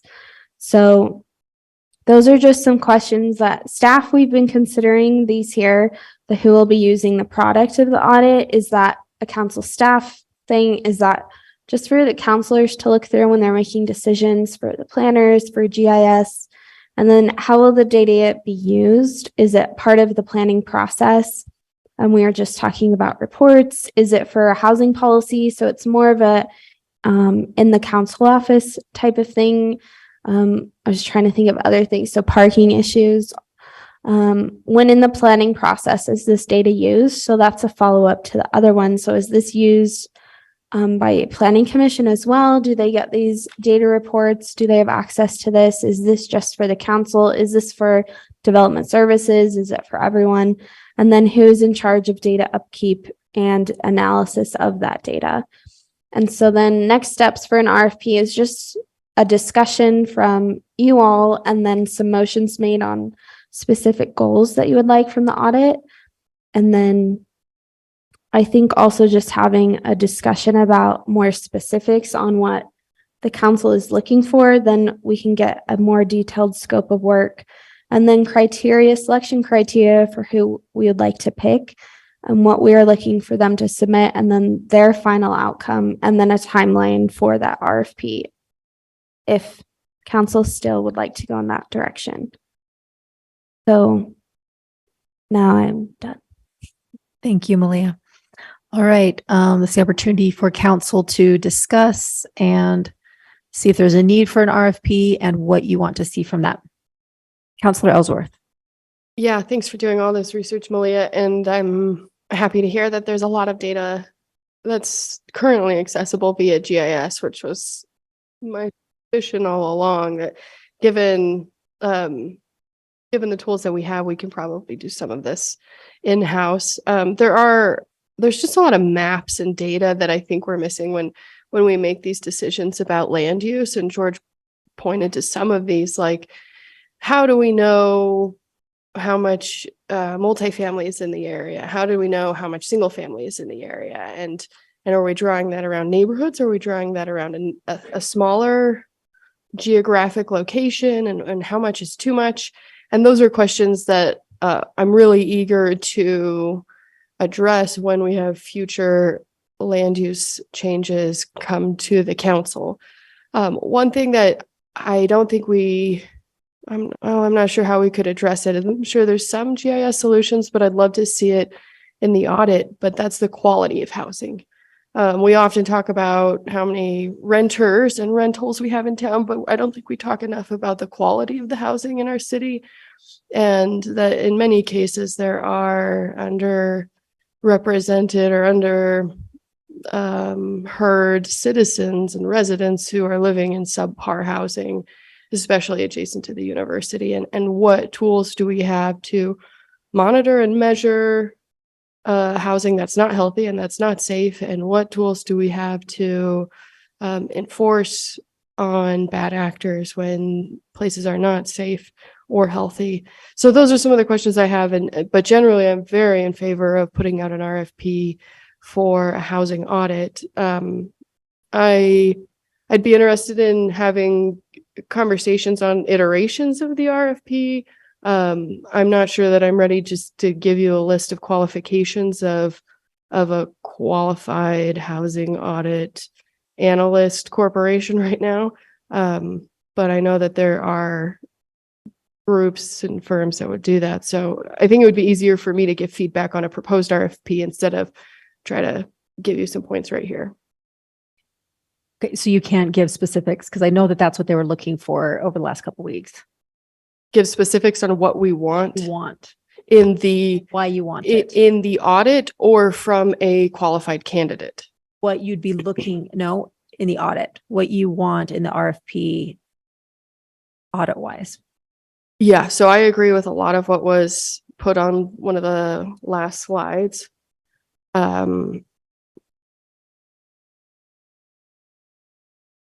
Right, in terms of what kinds of products we have in our community, what the consolidation of those products are, right? How much multifamily is there on the west side? We don't know. Or maybe we do know, but let's find that out. So I can put those notes in an email. I was out of town this last week, and so I can put those notes in an email. But like I said, I'm also interested in understanding the quality of housing stock in addition to the quantity and affordability. One thing I was wondering, Bill, and it goes to speaking about the quality of the stock. Now we have all these addresses. We know the addresses of the owners that are not living at the address. Have we ever gone through that and compared it with our RDL lists and then proactively contacted all those people who have a different address as the owner's address? That's the first problem, is that's not always a given. The address, property address could be one thing. The owner address can be a PO box and the owner does live there, but they're different addresses. So those can be different. I believe zoning enforcement has been going through recently and looking at that kind of data to see if that helps in the work they're trying to do. I'm just thinking that an RDL would require an inspection, right? Right. So and Shannon's correct. There's a lot of that south of campus. Okay. Any other questions? Any thoughts on an RFP and what particular data you want and why do you want it that's not already accessible to us? Yep. I just have a quick comment maybe, and it goes along with what I maybe have already stated before, but I guess this is kind of a high bar for spending money for me unless like we're really clear on what we're trying to do unique to what we already have access to. And I think what today did for me and Malia's comments is it reinforced to me that we have a lot of access to information that we're not utilizing or seeing. And I want us to go down that path first, as far as we can. And then if we get to a point where we're missing something critical to decision making or analyzing things for policy, then I'd be supportive of an RFP at that point. At this point, I feel like there's a lot more that we can mine and analyze before we move forward.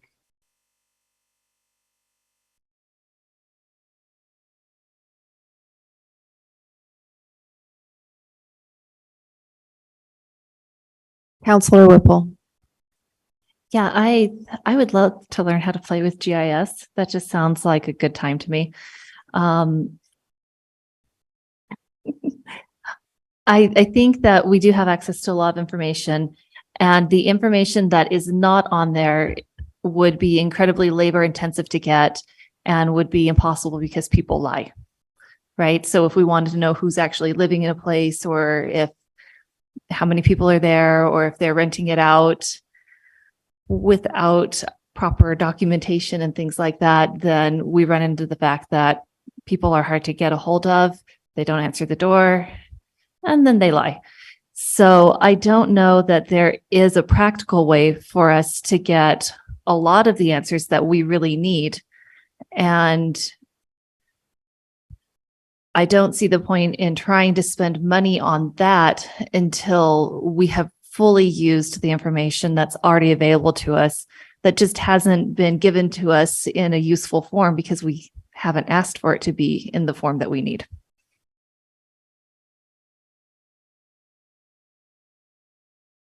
Counselor Hanley. Could I, maybe Malia, you said this and I missed it. The coming soon residential occupancy overlay with unit per parcel and max occupancy. How soon is that coming? Yesterday, I asked Stan that and he said, oh, probably not by today, but maybe the end of the week. Oh, So, okay. yeah, he said that was very easy. So Stan Great. is Very very soon. good at Okay. his job. Yeah. Yeah, I mean, I'm kind of persuaded by the idea that there's a lot more data here than I thought. I'm not sure yet that it's everything we need. So I'm not sure yet what other data we would want to dig in and get, and whether or not we could do it. Those are sort of still open-ended questions for me. So given the fact that they feel open-ended, I guess I'm inclined to maximize the data that we do have a little better in all stages of the sort of analysis process by which we try to make these kinds of decisions, and then see if we feel like there's some specific targets we need to go after. I don't know. I mean, I'm a little nervous about kicking it down the road a little further because I feel like we've been doing that for so long, but I did not realize we had this much data already. So, I'm willing to try this, to try to make better use of this. Those are my best thoughts. Bill. So this GIS data isn't accessible to the general public. It is to city employees and to you when you're here on site, or you could VPN from home and access the GIS. Obviously, your staff is very capable in this, but my staff would also be willing to do any kind of tutorial any of you would ever like to navigate through this and learn how to use it. We'd be happy to provide whatever support we can. Can I just ask a follow-up question about that? So if I see a proposal coming through the packet where I learn about it on the planning commission, I could contact either our staff or your staff, you're saying, if I had a specific question of, hey, it would really help me to know what within a half-mile radius of that property, what it looks like in terms of X, Y, or Z. Yes, sure. Okay. All right. Michael's making all kinds of promises over there.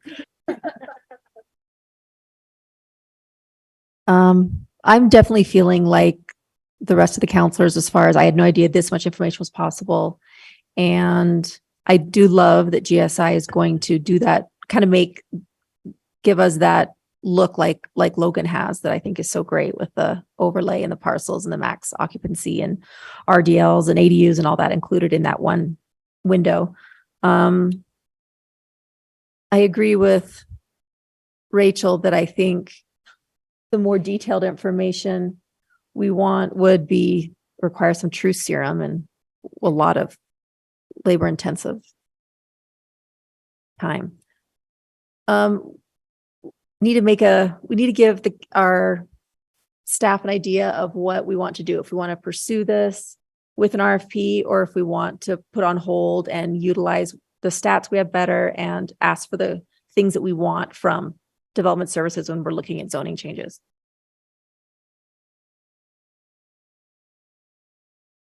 Anyone want to make a motion?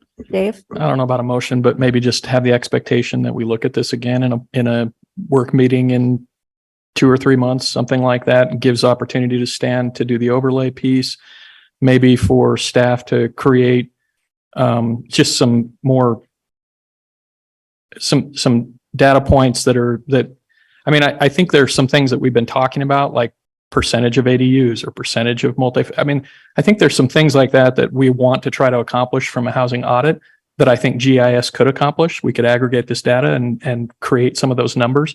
And instead of it being such an overwhelming, just lump of information, it could be brought into some useful, I think, points of information. So I don't know if that's too much to ask of staff to over the next 2 or 3 months, Stan does this overlay. We see what that looks like, but also, use this data and glean some points, of information that just high level points, about percentage of housing that's this, percentage of housing that's that. So we're not relying on census information that we know isn't quite accurate, but it's really specific to Provo and the kinds of decision making that we have. I don't know if that's enough time to consider something like that, but I think we could formulate over the coming weeks as a council kind of some different points that we'd like to see from that information.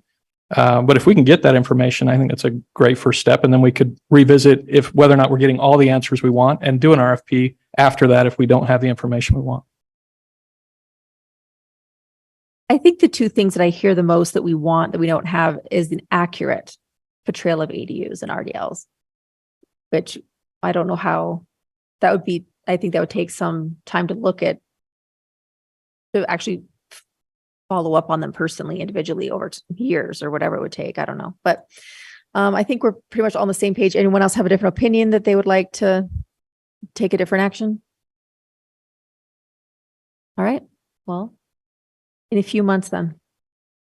Okay, we're now going to take a break until 3:00. Recording stopped.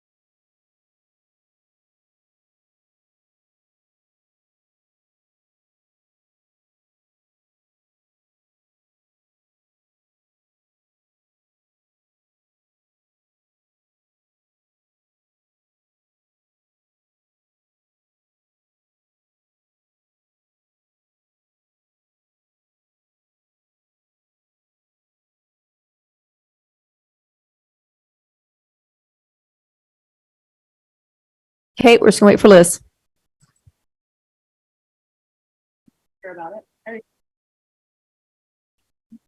Recording in progress.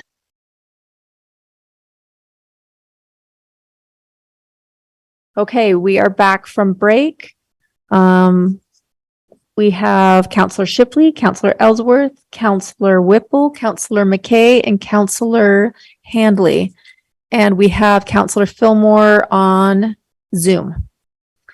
And we will expect the return of Counselor Hoban eventually. An ordinance amending Provo City Code Chapter 9.06, Public Disturbances regarding the discharge of fireworks as permitted in state code. And this will be presented by Michael Sanders.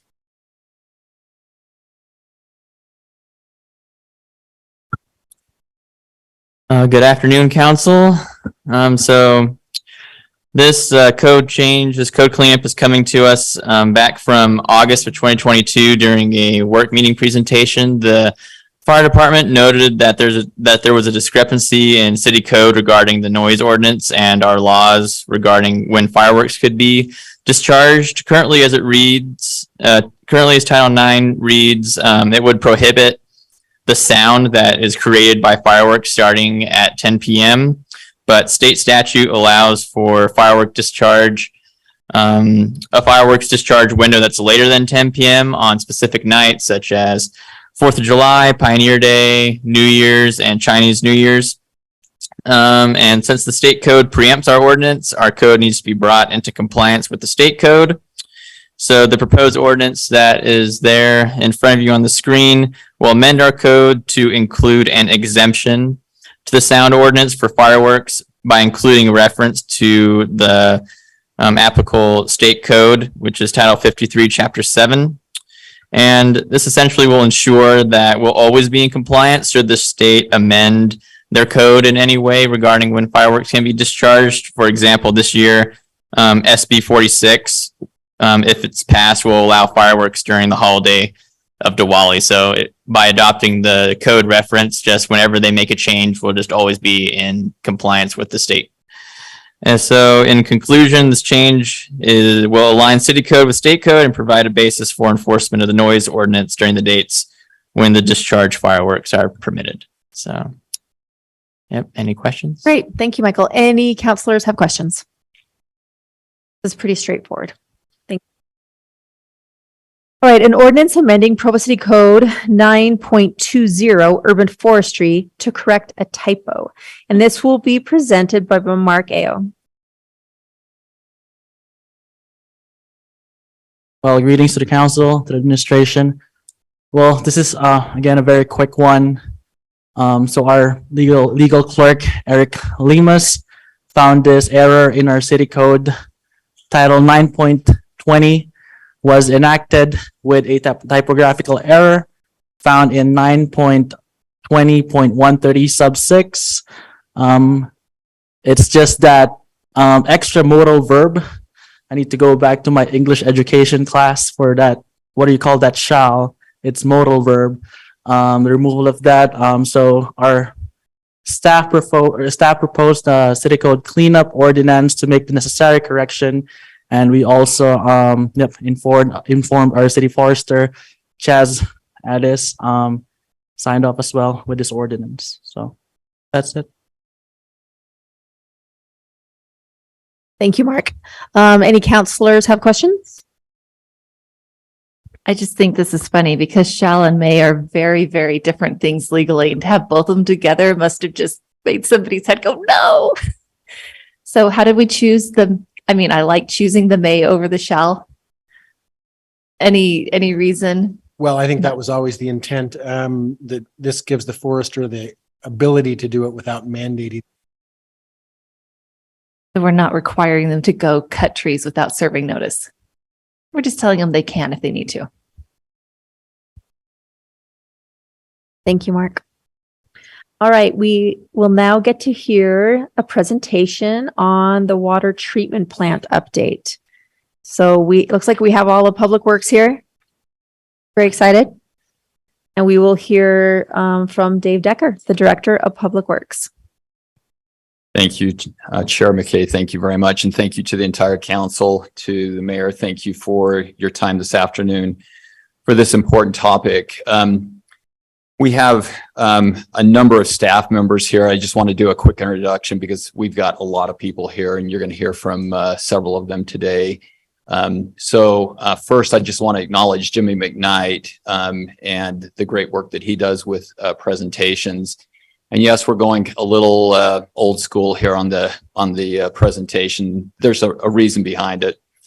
I also want to acknowledge a number of consultants. So our master plan and work associated with the treatment plant and the ASR project actually include 4 different consulting teams, different approaches and different topics that they cover. It includes Bone and Collins, Hanson Allen Luce, Bar Engineering, and AECOM. Some of those are statewide firms well known in water. Some of them are national firms and even one international firm. So we've tried to get the very best team. I also want to acknowledge, and you'll hear later from our water attorneys, John Schutz and John Mabey are in the back also, and a number of staff members, Gary Calder and his staff. A lot of hard work that's gone in associated with ASR and specifically the treatment plant. We've prepared a 3-part presentation today for you. And normally this presentation would, if we had, especially with new council members, we generally take about 6 different presentations to talk about water and wastewater just to help educate new council members. And for a number of reasons, we didn't do that. That oftentimes happens in the fall of, would have happened last fall. And there was just a couple of reasons that did not happen. And so we're trying to give a lot of background. And the first presentation is largely background information that helps understand why ASR and why a treatment plant is important. And then the third part of the presentation is specifically about water rights and adjudication issues that are facing the city. So I'm going to dive right into the first presentation on water management, and I'm going to see if I can. So as far as background relative to water and water resources within Provo City, I think it's important to note that a treatment plant is not a new concept for Provo City.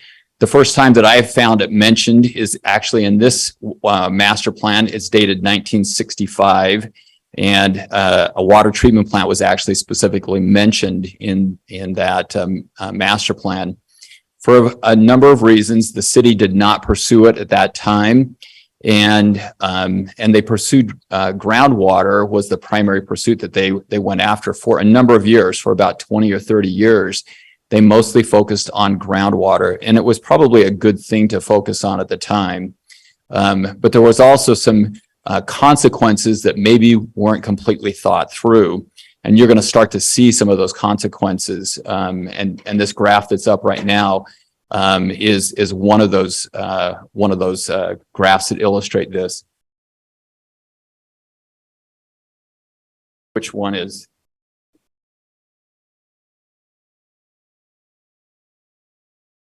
This graph that's on my right and it's up on the screen.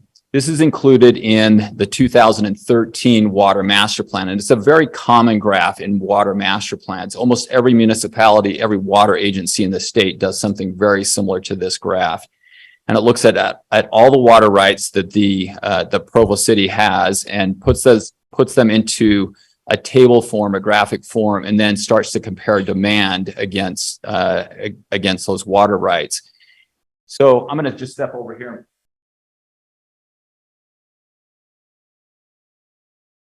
They're listed, the water rights are listed from the top down. So it's in reverse order of the graph.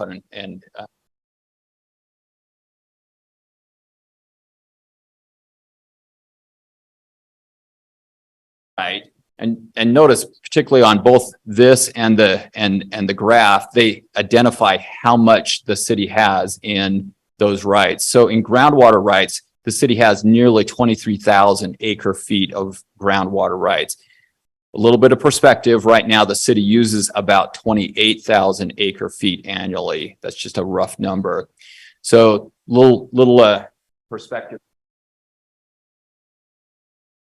That is another groundwater right called the Umpa groundwater right. The green above that is Provo River rights that the city has had for many, many years, dating back into the 1800s. And those are surface water rights. And then there's some other surface water rights that come from reservoirs on top of that. This graph, the reason that there's a little bit of a temptation with this graph to look at it, and well, I need to explain a couple of other. That solid blue line represents the state conservation goal. And so the state conservation goal was set in 2000, and it's changed since this was adopted. But in 2013, it was still valid. And so the conservation goal is illustrated in that solid blue line. The yellow line that zigzags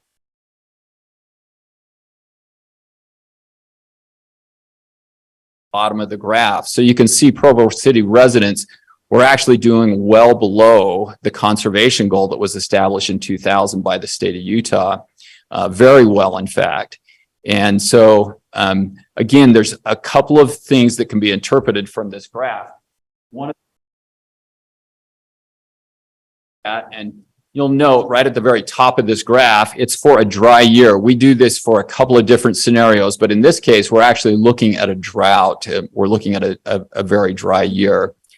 And again, there's a bit of a temptation to look at it and say, Provo City is doing just fine, not only from a consumption standpoint, but from a projection of staying below that conservation goal.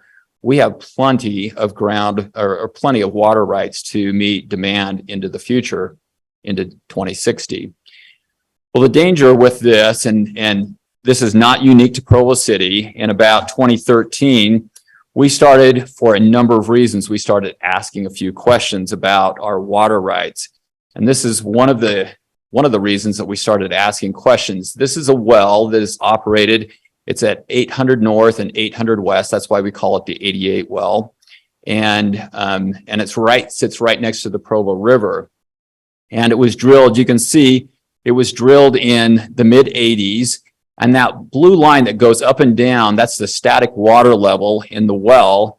And we asked one of our consultants to look at this and do what they call a best fit line. And so the red line, the red solid line that diagonally cuts across this graph, is a rough estimate about where the static water level is in that well. And you can see over the years that we've operated that well, it's declined about 20 feet. And this is consistent. There's a 2006 study done in North Utah County for every city in North Utah County, and they estimated in 2006 about the same decline in every well throughout North Utah County. This is a little bit more telling about the concerns that we have. This is up on 5600 North. This is another well that we operate. And you can see since it was drilled in the mid 70s, it's declined nearly 100 feet. And especially if you put the last couple of years, you can see the graph ends in 17 or 18 on the right-hand side. And if you put the last couple of years into it, we've actually continued to decline. So this is where we started asking questions about this table right here and said, and most technical people understand water rights don't necessarily translate into wet water. That's what we kind of call it. But it started to lead to some serious questions about what do we have as far as paper water rights versus what is going to be actually physically available in water, especially in a drought year. So this is just another telling graph. So this is a graph that's prepared by Bar Engineering, and it's exaggerated in the Y scale. So up and down vertically in this picture, you can tell this is an exaggerated scale for a couple of different reasons. But if you were standing at Rock Canyon and you looked west, about 10 degrees south of west, you would actually be looking through about 3 different wells that sit in Provo City. And they're identified, the black and white lines that are up and down vertical in this graph. There's 3 wells that you would be looking past: Rock Canyon, BYU, and also the 88 well that we just talked about. At the bottom of the graph, we asked Bar Engineering to show different water levels in different years. So you can see in 2006, 2015, 16, and 22 are all illustrated in the bottom. And you can see in every single case, those wells are all declining. In fact, the average, if you run the numbers really quickly over the 15 years that are illustrated right there, the wells have averaged about 30 feet of decline. So one other telling part in this particular slide, we've also shown Utah Lake on the left-hand side down at the bottom. That's the compromise elevation. It's about 4490. We're about 25 feet away from that compromise elevation, our groundwater in Provo City. So if you take the same rate of decline, it's about 2 feet per year. We have about 12 years if we don't do anything about our groundwater. We'll have about 12 years when our wells, on average, will be at compromise level with Utah Lake. What does that mean? I don't know, and I'm not sure. I've looked for a study specifically about that. I can tell you a little bit about what they have seen in California. So in California, when this same event started happening, particularly near the ocean, they had seawater intrusion into their groundwater. And so because the ocean was actually at a higher hydraulic grade line, it was actually starting to push water back into their groundwater system. And they had issues with it. In San Diego and several other cities along the coast have actually implemented ASR to try to keep the seawater from intruding into their groundwater. Now, obviously, we don't have seawater in Utah Lake, but what other potential negative impacts that might have, I'm not 100% sure. I can tell you there are a number of studies about Utah Lake that indicate that our groundwater, because it is sitting at a higher hydraulic grade line, it pushes water into Utah Lake. There are springs underneath the lake that are well documented, and about a quarter of the inflow into Utah Lake is attributed to groundwater infiltration underneath the lake. So it's significant, and if that issue is continued to be ignored, we may see some other negative ramifications with Utah Lake. So as this became a little bit more evident to the staff, we started asking more.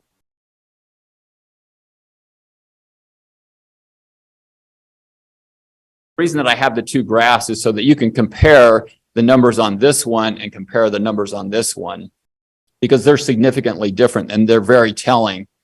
Very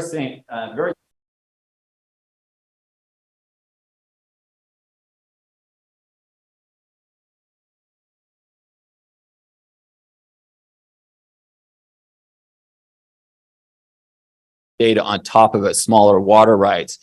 Again, we're looking at a drought situation, but we asked Bona Collins to look at and analyze our water rights and estimate what water is actually available, not from a water rights, not a paper standpoint, but what actually is going to be available in what they call wet.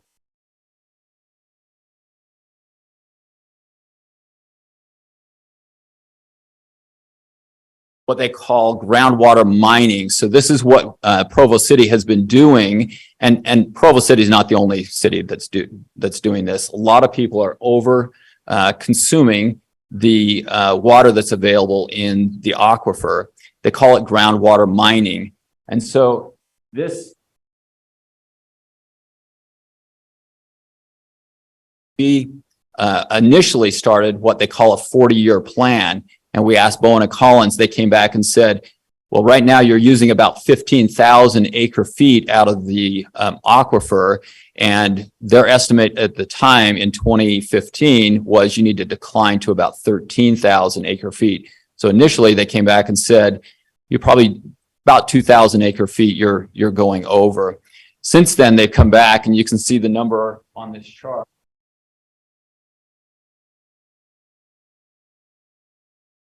Estimate in a drought has decreased to 10,000 acre feet.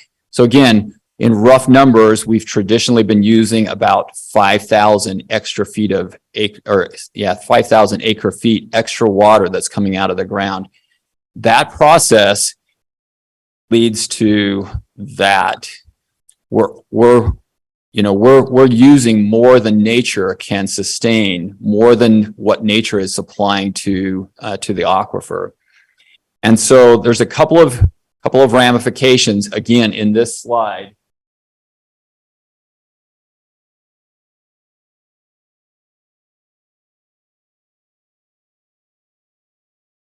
From where we're at right now. If you look carefully at the data and you look very carefully at the numbers and look at it and say in a drought, go ahead. Dave, can we ask you to please use the laser pointer just for those on the Zoom? I'll try to do both because okay. I'll try to do both. You might have to remind me, Elizabeth. Yeah, because you can use it on that thing too for us. The hard copy. Thanks. Yeah, the challenge that I have is I'm pointing to something that's behind you and I'm trying to help you look at both of these at the same time and help the Zoom people too. So I'll try to figure this out. So I'm pointing. Can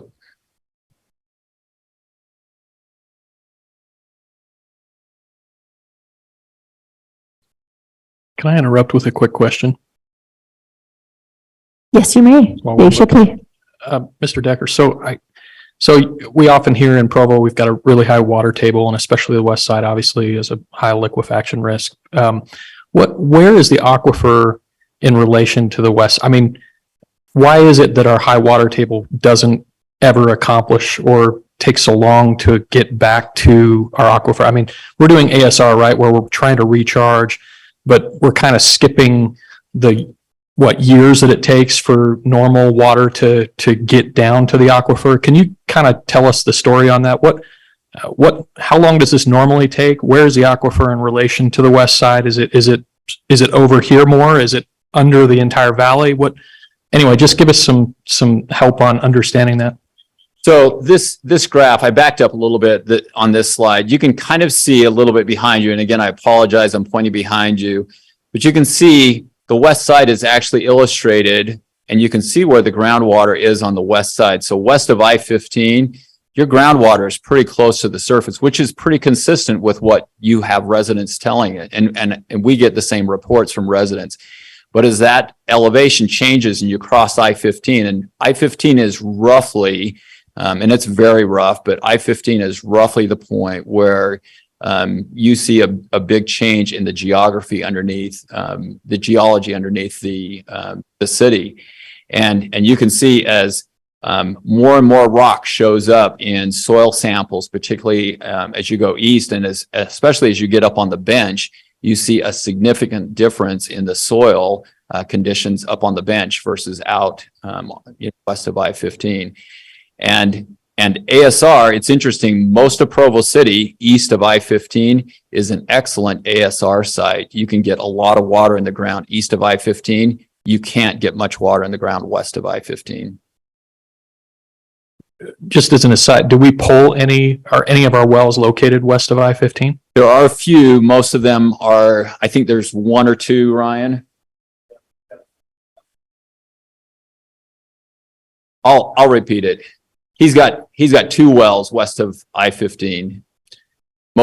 All the rest of them are. And do we still have to go down considerably to not create I mean, I guess this liquefaction idea, if we're not down far enough, could it create a problem for folks that live out there to be having a well over there? I mean, I don't know how that works.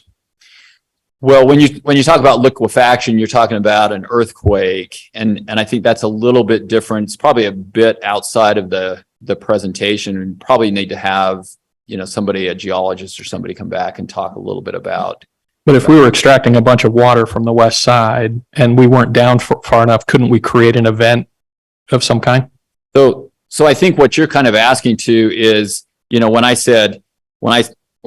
made the point, hey, we've got about 12 years. If the groundwater continues to decline at the rate that it's currently declining, we've got about 12 years. And what happens? What's the consequence of getting down to the point where we're either at or below compromised level of Utah Lake?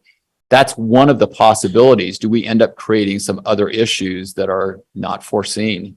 Okay, thank you.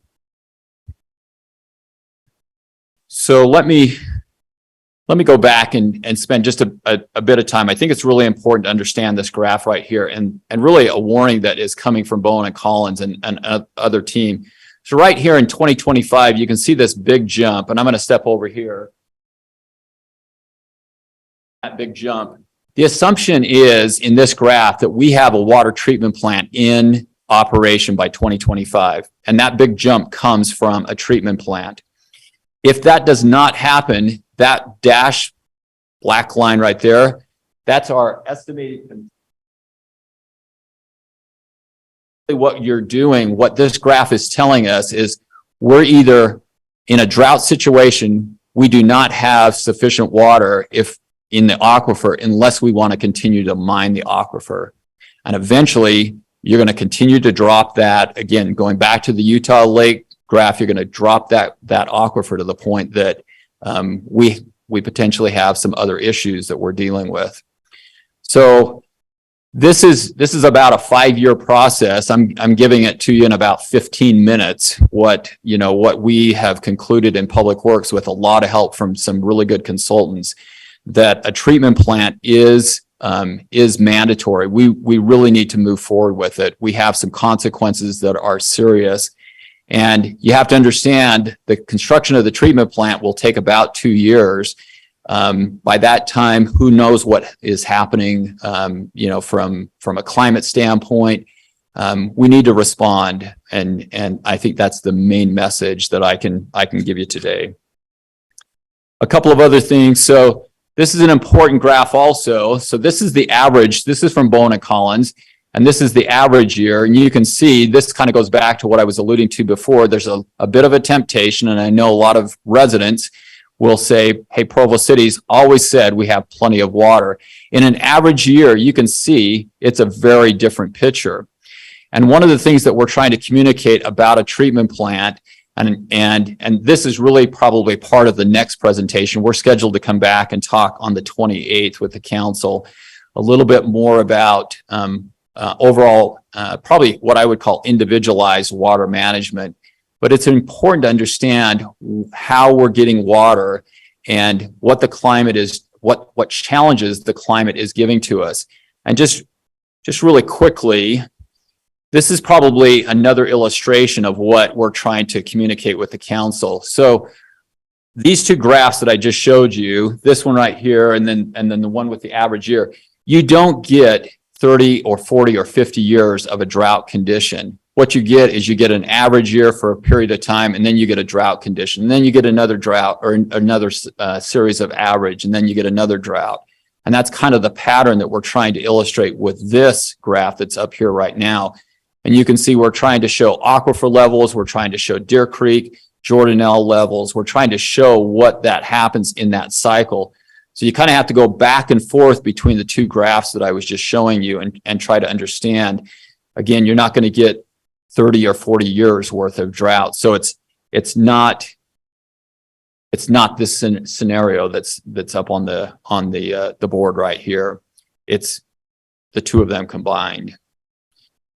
So again, and we looked at, again, this is prepared by a number of the consultants. We even looked at a 5-year drought and river being dropped to 66%. And you can see, again, what the aquifer provides to us as far as storage versus surface water storage.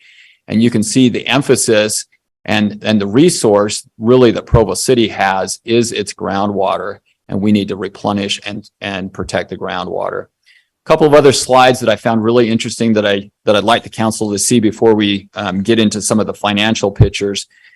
I attended a meeting last week where this document was handed out. This comes from the governor's office, state of Utah, and you can see the different divisions and departments in the state of Utah that participated in putting together Utah's coordinated action plan for water. It was issued in November of 22.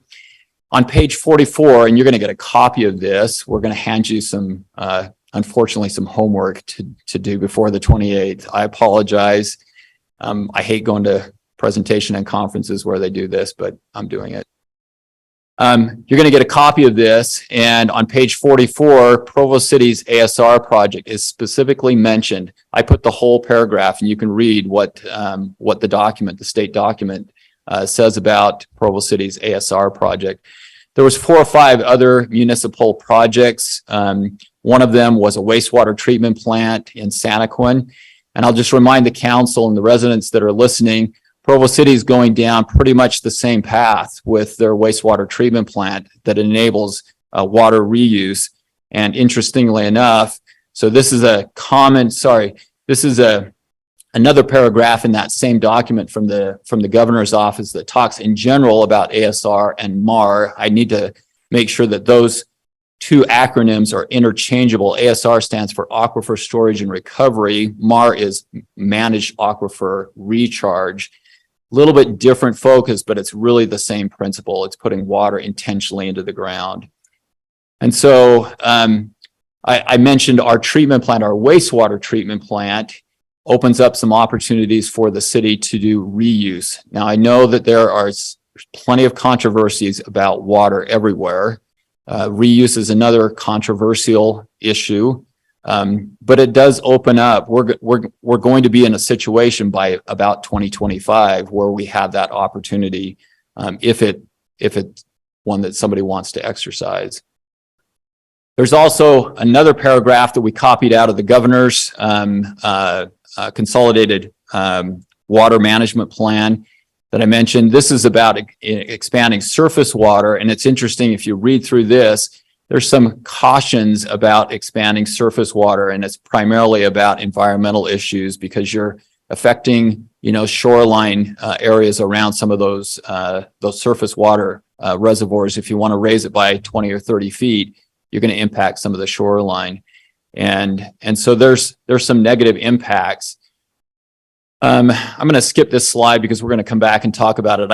I get asked quite a bit also about Utah Lake and the management of Utah Lake. This is a graph that comes from the state engineer's office. This is not Provo City data. This is state engineer's office data. And the years, they're a little bit hard to read. They're in the orange. I'm going to try to highlight this without. So the years are right there. They go back to 2015 and they're through 2022, I believe, if I can read it right. And it's interesting. So the total inflow into the lake is illustrated in blue, and it's from the 0 coordinate. So you can see our coordinate system is in the middle of this page. Total inflow, each of those years is illustrated in blue. The evaporation is shown in the orange below the 0. The outlet, the amount of water that's released intentionally out of Utah Lake for downstream uses, is shown in gray in the bottom. I get asked a lot about the Great Salt Lake and is Utah Lake contributing to the Great Salt Lake. You can see the history right here. This is how much leaves Utah Lake and goes toward the Great Salt Lake. Now I have to note, most of those numbers that are in the gray at the bottom, these represent, again, I'm going to try to do this without, these numbers right here represent total outflow, and about 75% of it is for water rights downstream in Salt Lake County. So I guess my message is there's very little leaving Utah Lake that is going to the Great Salt Lake. And that's the operation. I think the important document, and we have a link, and again, if you want to do the basic homework, if you want to do really a lot of homework, we have a link for about 12 documents. And I'd encourage you, if you want to understand Utah Lake, I'd encourage you to read the 1995 interim Utah Lake agreement. It was published by the state engineer, and they specifically talk about water rights and the amount that's released from Utah Lake going toward the Great Salt Lake. They specifically talk about why Utah Lake has to have water stored in it, because it benefits Jordanelle, it benefits and dictates really the amount of water that can be stored in Deer Creek and Jordanelle reservoirs. Just a couple of other things before. I'm hoping from a time standpoint we're doing okay. A couple of other things from a drought standpoint, I get asked a lot about planning for droughts and what's the city doing for drought management. Part of the answer comes from, again, this is a state document. This is not Provo City publishing this. This is a 2005 report from the Utah Division of Water Resources. and it dates back to droughts in the late 1800s all the way through the 1900s and into the early 2000s. A couple of things that you can see out of this, and I'm gonna flip back and forth. I apologize. I probably should have done the same thing that I did with these two charts. I'm going to flip back and forth between this and the previous slide. This is another study that we use in some of the presentations. You can see it goes back into the 14 and 1500s. It's a tree ring study that was done on the Weber River, Weber drainage. I apologize, Weber drainage. And you can see from a severity standpoint, droughts that are listed at the very top of this chart are the most severe. They go down, and you can see in the 1800s, I'm just going to point out a couple of interesting ones. In the 1800s, starting at about 1870, there was about 35 years worth of drought broken up by 2 or 3 periods of wet cycle. And I think it represents pretty closely what we're seeing in the current climate in the 2000s. So again, a little bit of an interesting topic. And again, you can see this doesn't quite go to 1870 on this chart, but it was preceded by a long period of drought, and then it got hit again in 1895. About every 30 years, one of the key takeaways from the state is about every 30 years, you're going to have a pretty severe drought. You can see it in the 1900s, 1930s, 1960s, and then they start to increase as we get closer to 2000. I'm going to save the rest of this for the 28th, and I'm going to go to the next presentation. So if I can ask the council staff to go to the next presentation, financial.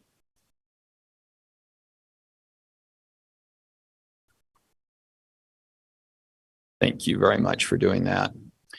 So again, I'm skipping a lot of information that I'd like to have both the residents and the council understand, but hopefully with a little bit of background, understanding why we feel and our consulting team is recommending and staff is strongly recommending that Provo City take some action specifically on groundwater protection in the city.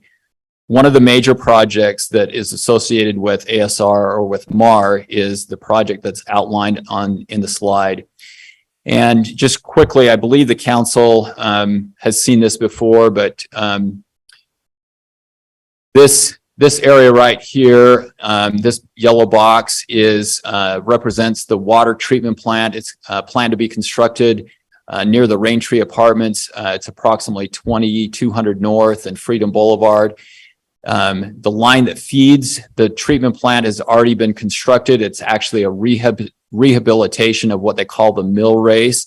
The mill race is a historic structure for irrigation diversion that the city used in the 18 and 1900s.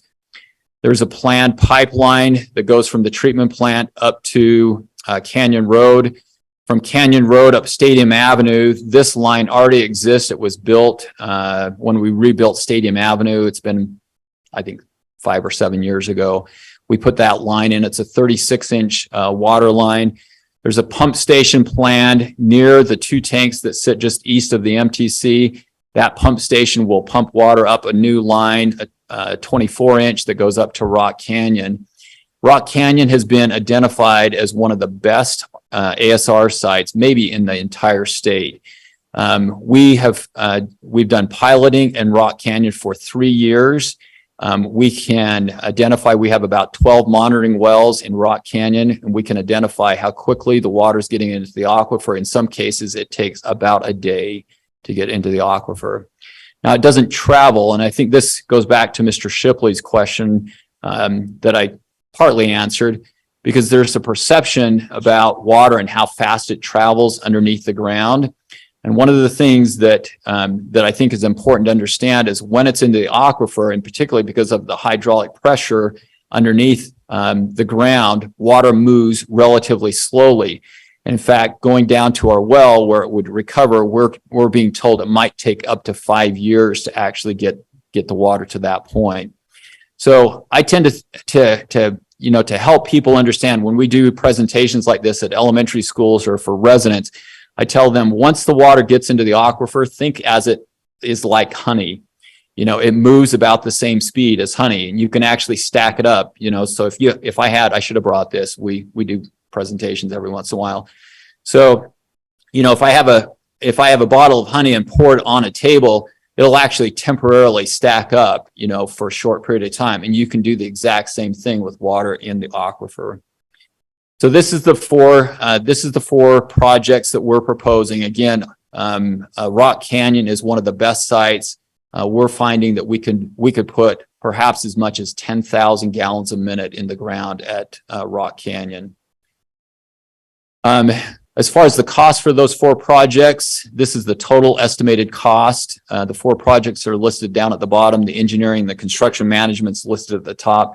Total cost is about $117 million. The funding sources, and we're going to talk specifically about one of those funding sources, but these are the funding sources that have been identified so far for the ASR project. And the one that we're specifically talking about today is the loan from the Board of Water Resources for $36.75 million. A couple of things about that state loan. It comes, as I mentioned, it comes from the Board of Water Resources. The repayment that they've approved already, the board has approved. Repayment period is a 30-year loan. The interest rate is at 1%. It's pretty good for especially today.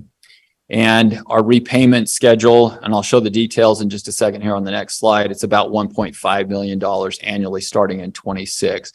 Here's the repayment schedule specific details. And we have Eric Hunter here and Dan Follett that will cover some of the details here in just a minute. A couple of other things as far as the timeline, and they'll also explain some of this. We received the initial authorization for the loan in March of 22. We were originally planning a second loan from the Drinking Water Board. You might remember the BRIC grant was awarded to us. We're going through a number of applications, and the BRIC grant through FEMA was awarded in August of 22. So with that grant coming through from FEMA, it did not require a second loan. Which was good news, obviously, for the projects. And then a couple of other dates that the council needs to be aware of. So loans through the state revolving loan require public notice and a public hearing. And Eric and Dan will cover this in a little bit more detail, but our plan right now is to hold that public hearing on March 14th. They require a notice to be mailed out to water users, and we plan to put those out tomorrow. Starting tomorrow, we'll send out a mailing notice to residents regarding that public hearing. In April of this spring, we'll do a bond closing, and then we'll have some additional details from Eric and from Dan here. So I guess before we start that, are there any questions for me? I know I covered a lot of ground today. Counselors, any questions for? It might be for the next part, but I'll just ask it while you're here, just in case it is for you. When we discussed this in an earlier meeting, one of the questions that I had was, is there an ability to resale, water from this or save the city money from, some of the processing that we do through currently, right? And the answer was yes, but there'll be some cost obviously associated with the operation.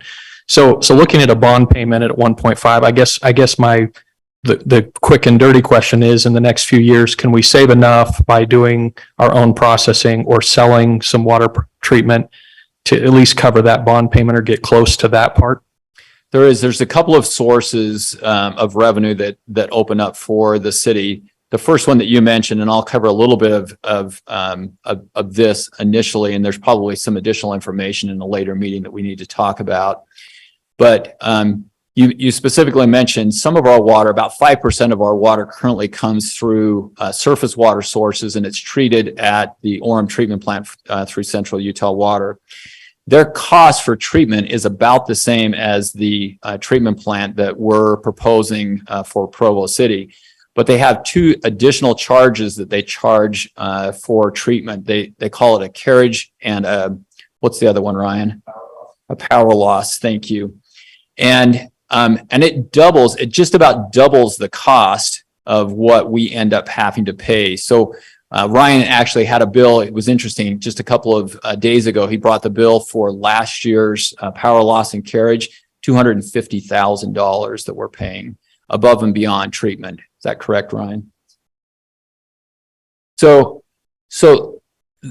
my point, we're going to, the operation or the payment, the payment is about $1 million, and we're using a pretty small amount of surface water right now, and we're paying $250,000, not for treatment, but just extra charges, power loss and other things that are coming through central Utah.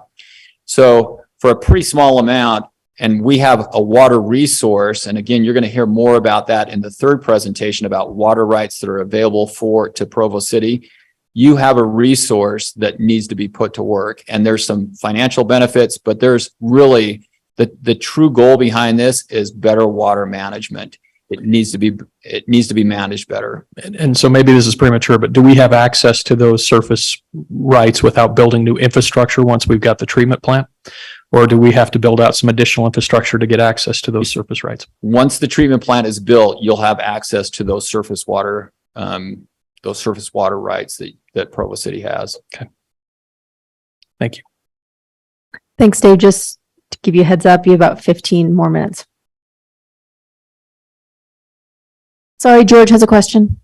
This is a really quick question, and I'm sorry I'd never asked this at the time, but it's kind of a philosophical one, and maybe it sounds ungrateful to the state, but why does a state loan money with interest to a city?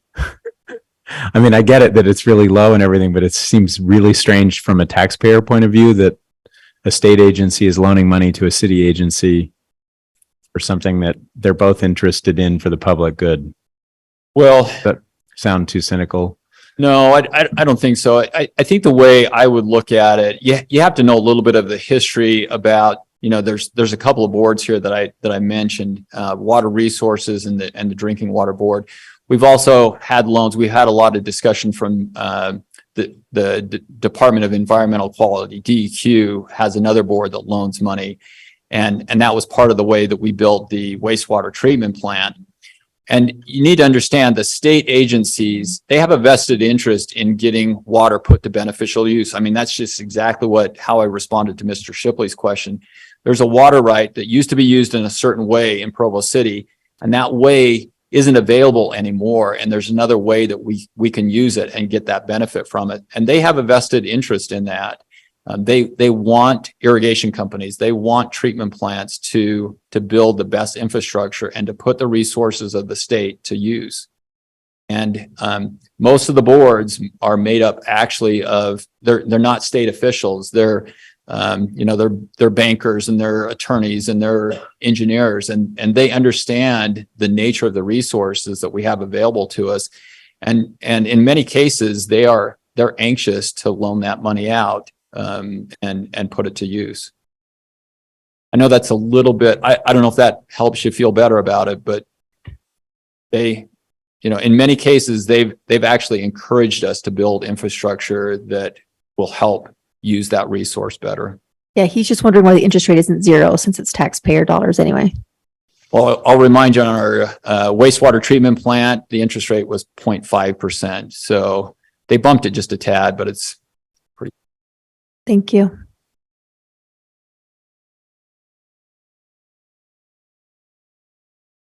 As Mr. Decker indicated, there are a number of steps that we have to complete in order to issue these bonds. The first is a public notice going out to the ratepayers. And that public notice basically describes what the debt is and why it's being issued. It indicates that the principal amount of the debt is $36,750,000. It also indicates that the interest rate is at 1%. And it also indicates that these are revenue bonds. In other words, they will be repaid through from the revenues that are generated by the water system. They are not what are known as general obligation bonds, where property taxes are levied to repay the bonds. There's a paragraph in the notice that I'll just read And it says, although the municipal council anticipates future water rate increases due to inflation and other factors, it is not currently anticipated that water rates will be increased as a direct result of the debt service requirements attributable to the water system facilities to be financed with the bonds. The public notice also indicates that a public hearing will be held on March 14th at 5:30 p.m. In this room and invites any interested parties to attend the public hearing at that time. So the council is being asked to hold a public hearing on March 14th, and then in addition to that, approve a resolution that basically outlines the terms and conditions of the bonds, the parameters of the bond, and it goes through in detail all the different requirements in that resolution. But again, it sets the principal amount at $36,750,000. The repayment of the principal of the bonds will occur over 30 years at 1% interest, and the bonds again are revenue bonds as opposed to general obligation bonds that are repaid, excuse me, with the revenues from the water system. I would also mention that Eric Hunter's here from Chapman and Cutler, who is our outside legal bond counsel. If you have any questions, legal in nature, that you would like to direct to him. Questions? Councilor Shipley. Just a quick one. So I'm sure there are pretty specific rules on how these notices have to read and what they have to look at, what kind of information has to be in them. But from a standpoint of the public and what they're going to see with this notice, does it describe the fact that we're talking about $100+ million facility and the only obligation to the city is a third of it, as far as anything that's going to be, is this the wrong place to do something like that? I guess I'm just anxious. I'm going to be excited to tell, constituents that are confused about this, what a great project it is, what it can do for the city. How inexpensive we're actually getting this project for, but just to cut down on the amount of questions and the confusion that might occur, is there a way to add details to a notice like this to help people understand the size and scope of a project, the importance to the city of a project like this, or is that just the job of the city, not a notice? Yeah, the notice has been crafted to meet the legal requirements, and to your point, I don't believe that it describes in detail the benefits to the city of this project. It just discloses that the city intends to issue bonds. So it's more like a prospectus, less like a. It is, yes. Okay. And what the interest rate is and how those bonds will be repaid and what the terms are in terms of 30-year repayment of the bond. Okay, thank you.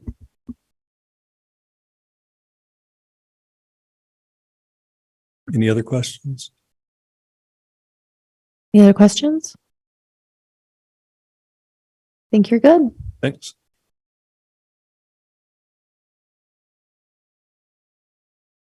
All right, thank you. A closed session has been requested. If Brian Jones would like to present that. Yes, thank you, Chair.